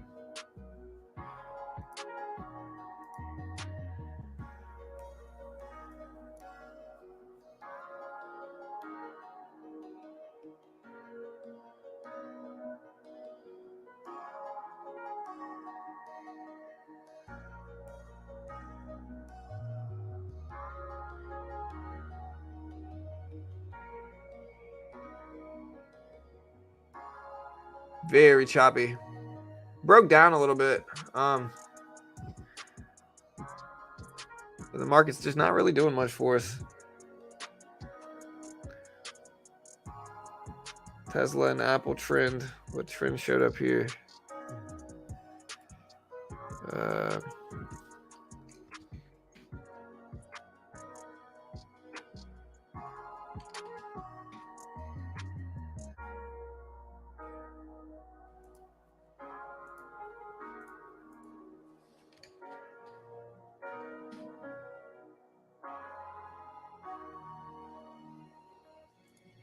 Tesla had a bear trend show up potentially.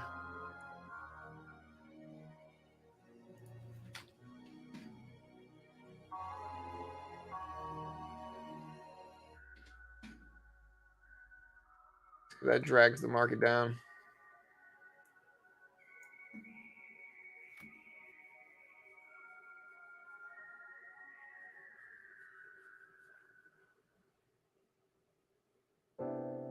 Looks like it wants to break down, but again, we're just getting so much choppiness. I would be very careful. Maybe you get some trades to get involved with, but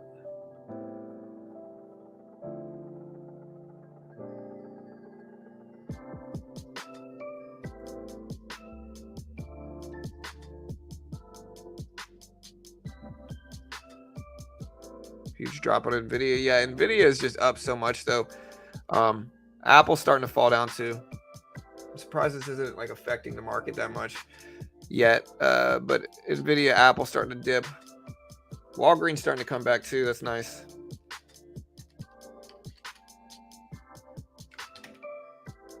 Yeah, good. Nvidia, good for Nvidia. Again, I'm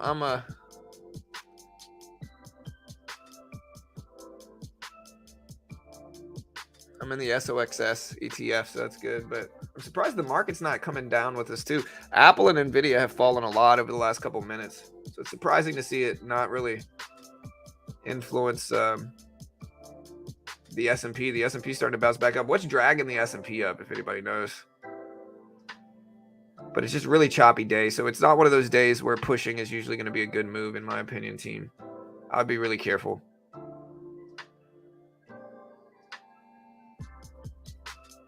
Target started to bounce back up, so is Walgreens.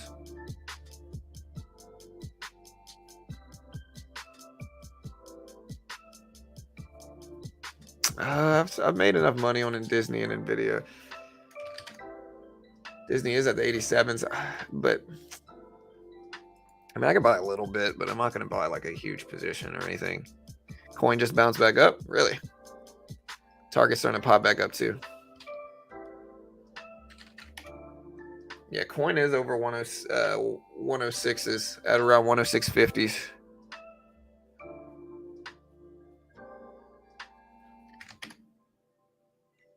Walgreen basically rebounded.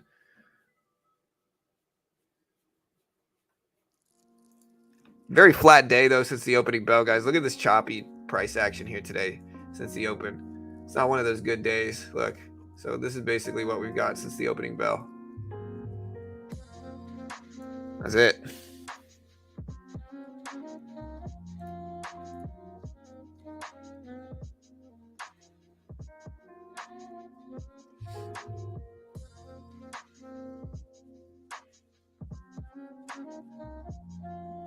I mean, it looks weak here, but you never really know. It's choppy enough to where anything could happen. And Tesla is sitting right at that sideways neutral spot.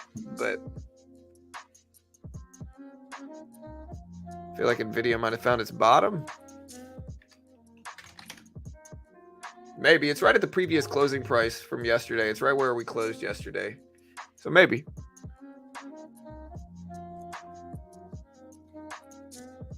How you guys doing, team? Let me know how you guys feel and all this stuff.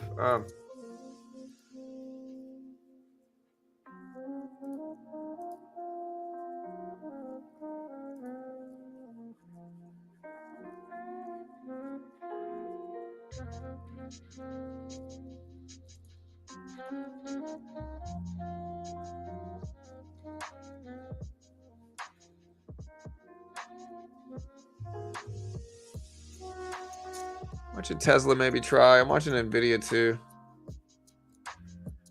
A lot of people are watching on NVIDIA.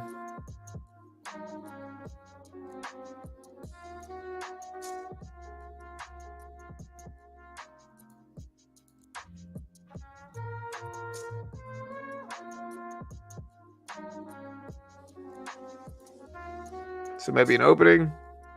Hey, nice architect. How's Apple doing? I know Apple was up a bunch.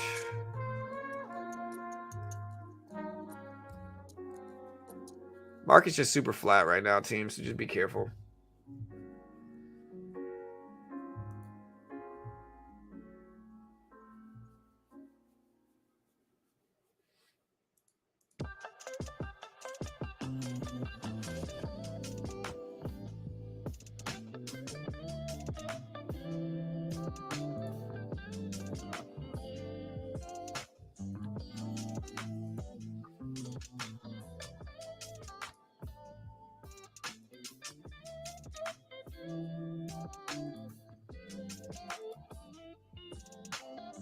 All right, so we got the 150K combine right here that we've mostly been shorting. I'm going to pull this one up. We're green on the day, trying to let it work. I'm watching NVIDIA break down. I'd like to hold this E-mini short as NVIDIA breaks down. You can see NVIDIA break it down right there. You can see we're up a little bit. Here's the P&L on this specific one. So currently we're up about 150 or so. And again, the goal is to build up a cushion. So maybe I could also add to this. I think I'm going to add a little bit more. See if we catch NVIDIA's full breakdown. All right, we just took half off there on that add. And then now we still have our one contract that we could take. So yeah, you can see we're up about 170 on the day, but now we're down on this latest one. Now we're up about 100. NVIDIA's starting to bounce back too. What do I want to do with the rest? I'm going to go ahead and cut this and just get out breaky or get out green on the day. So we are up now. We got a cushion. We're up about $100. Look how choppy this is though in the E-mini. Is the Nasdaq any better today?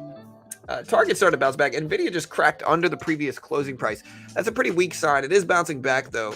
But like if we can bet that NVIDIA is going to keep dropping, which I think it probably is, I'm going to short this right here. And I guess I could have just held my other trade. That's probably true. But again, if NVIDIA keeps cracking down, which I think is very possible, this could theoretically keep dropping is the plan. So we're going to take one small position on a cushion to count. And we're going to watch NVIDIA, hope that dropping continues.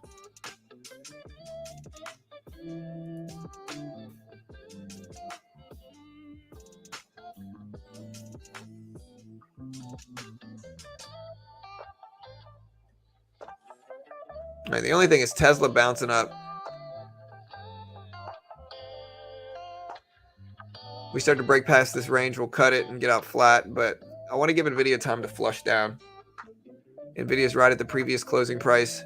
See, the problem is Tesla. Tesla looks strong right now. That could drag this up too. I'm going to cut this and get out small. I think it's probably going to bounce back more with NVIDIA breaking back over the previous closing price, Tesla testing the top of the range. Maybe I'm wrong and it could actually act as resistance, and so maybe it could have worked. But again, I don't like the risk, so I'm just going to get out. It's one of those choppy days in the market where we haven't really had that much favorable price action. Look at the opening, up, down, up, down, up, down, up, down. It's just been really choppy.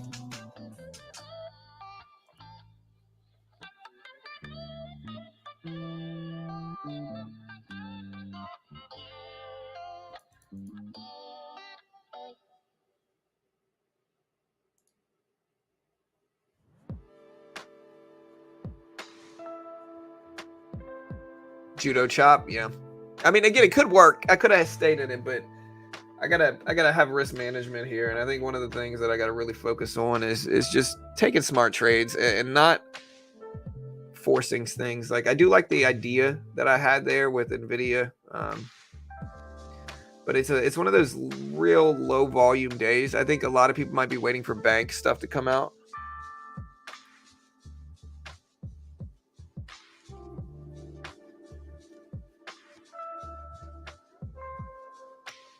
Bank earnings come out tomorrow, and so that is like a question mark there. Do we have anything else dropping today? Let me make sure.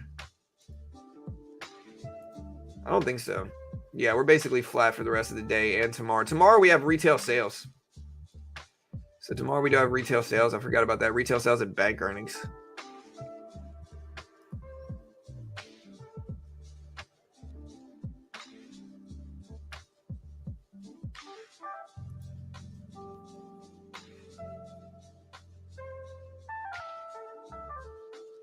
All right, so there goes NVIDIA testing the lows again. Tesla looks strong too, but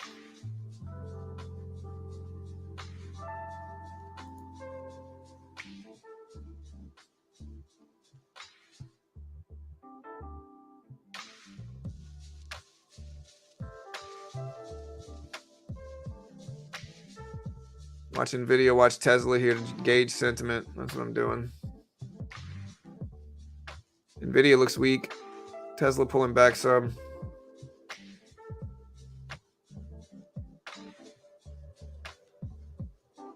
Target still looks pretty good, honestly. There's NVIDIA pulling back down, but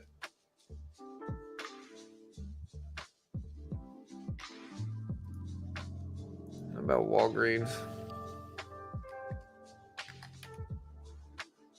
Hey, Walgreens is nice. We might be green on Walgreens. Let me see.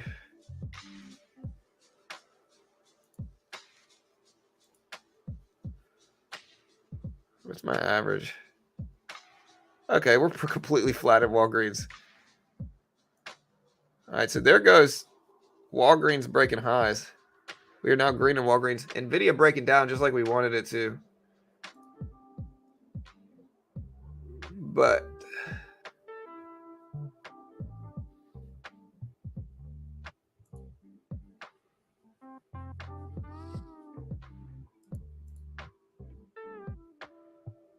NVIDIA right back up, testing that previous closing price level. It's at a weak open, but still got time to work too.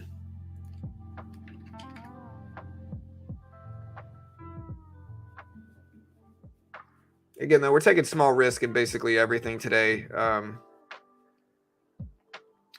not one of those days that I feel super confident taking large positions to swing on my combine account. I think it's better to just sit on the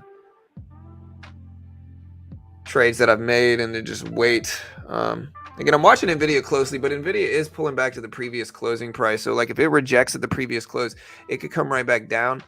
But the market is just really choppy. Low edge day. How you guys doing today? Hopefully y'all are doing better than me. Retail sales tomorrow at 8:30. Hey, thank you, Architect. I appreciate it, man.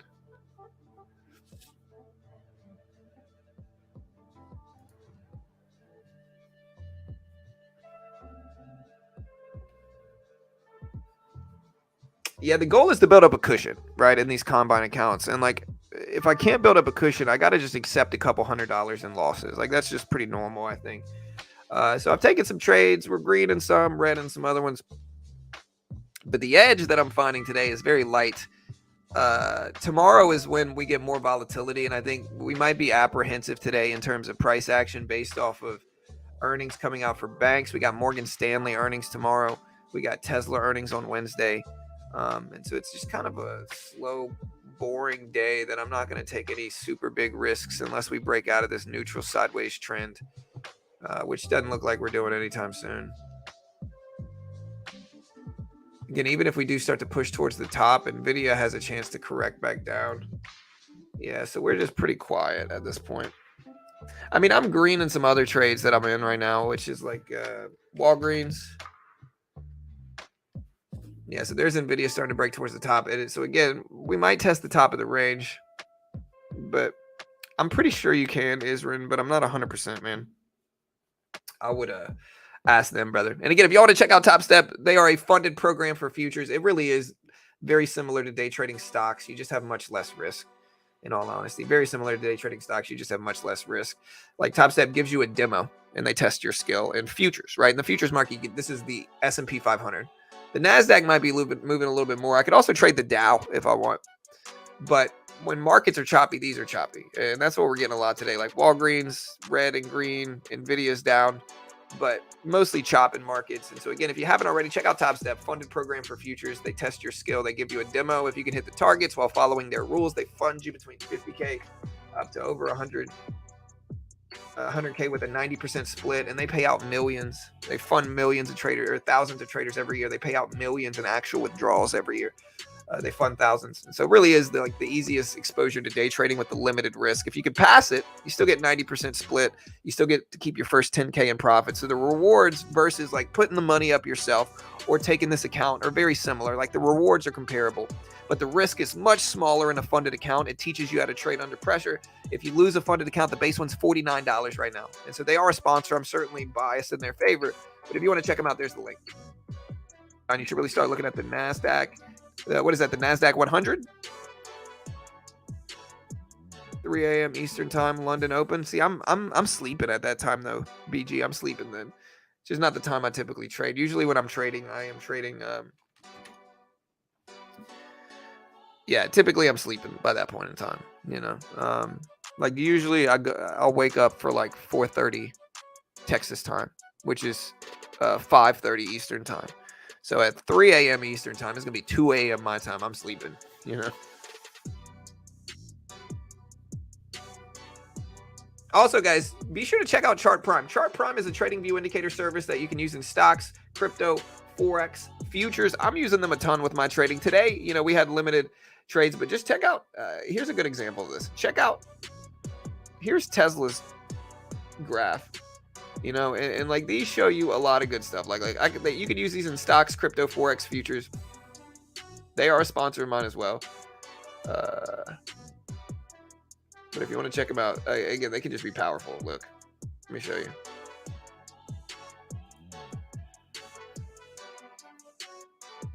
All right, so here's Tesla, and here is Apple. So like number one, they called this reversal on Apple. Like that latest reversal, you can see possible reversal down, nice drops. This one's the Market Oracle Pro, the one that shows you the strong signals. And look at how accurate. This is mostly for short term. But look, sell signal here. Drops all the way down to the reversal up signal, bounce, strong sell, or strong buy signal here, huge runs, literally called the top of this one too. And again, when you get multiple showing up together at once, where you get a reversal signal and a bearish or bullish engulfing candle, look at the drops, really confirming in price action. And again, you can use this in stocks. You can use these on the combine on Topstep, but like, look at the accuracy right here. So like, look at this, reversal down, drop, reversal up, bounce, reversal down, drop, reversal up, bounce, reversal down, drop, reversal up, bounce. And so again, reversal up, bounce, reversal down, drop. I can't fake this. Like these don't repaint. The reversal signals don't repaint either. And it's $35 a month. And this is just a small piece. They have chart patterns. They have smart money concepts. Again, $35 a month. Very cheap. Check them out. Here is the link if you want to help support your channel. I'll also put the link up in the description. I'm going to go ahead and close it down for the day.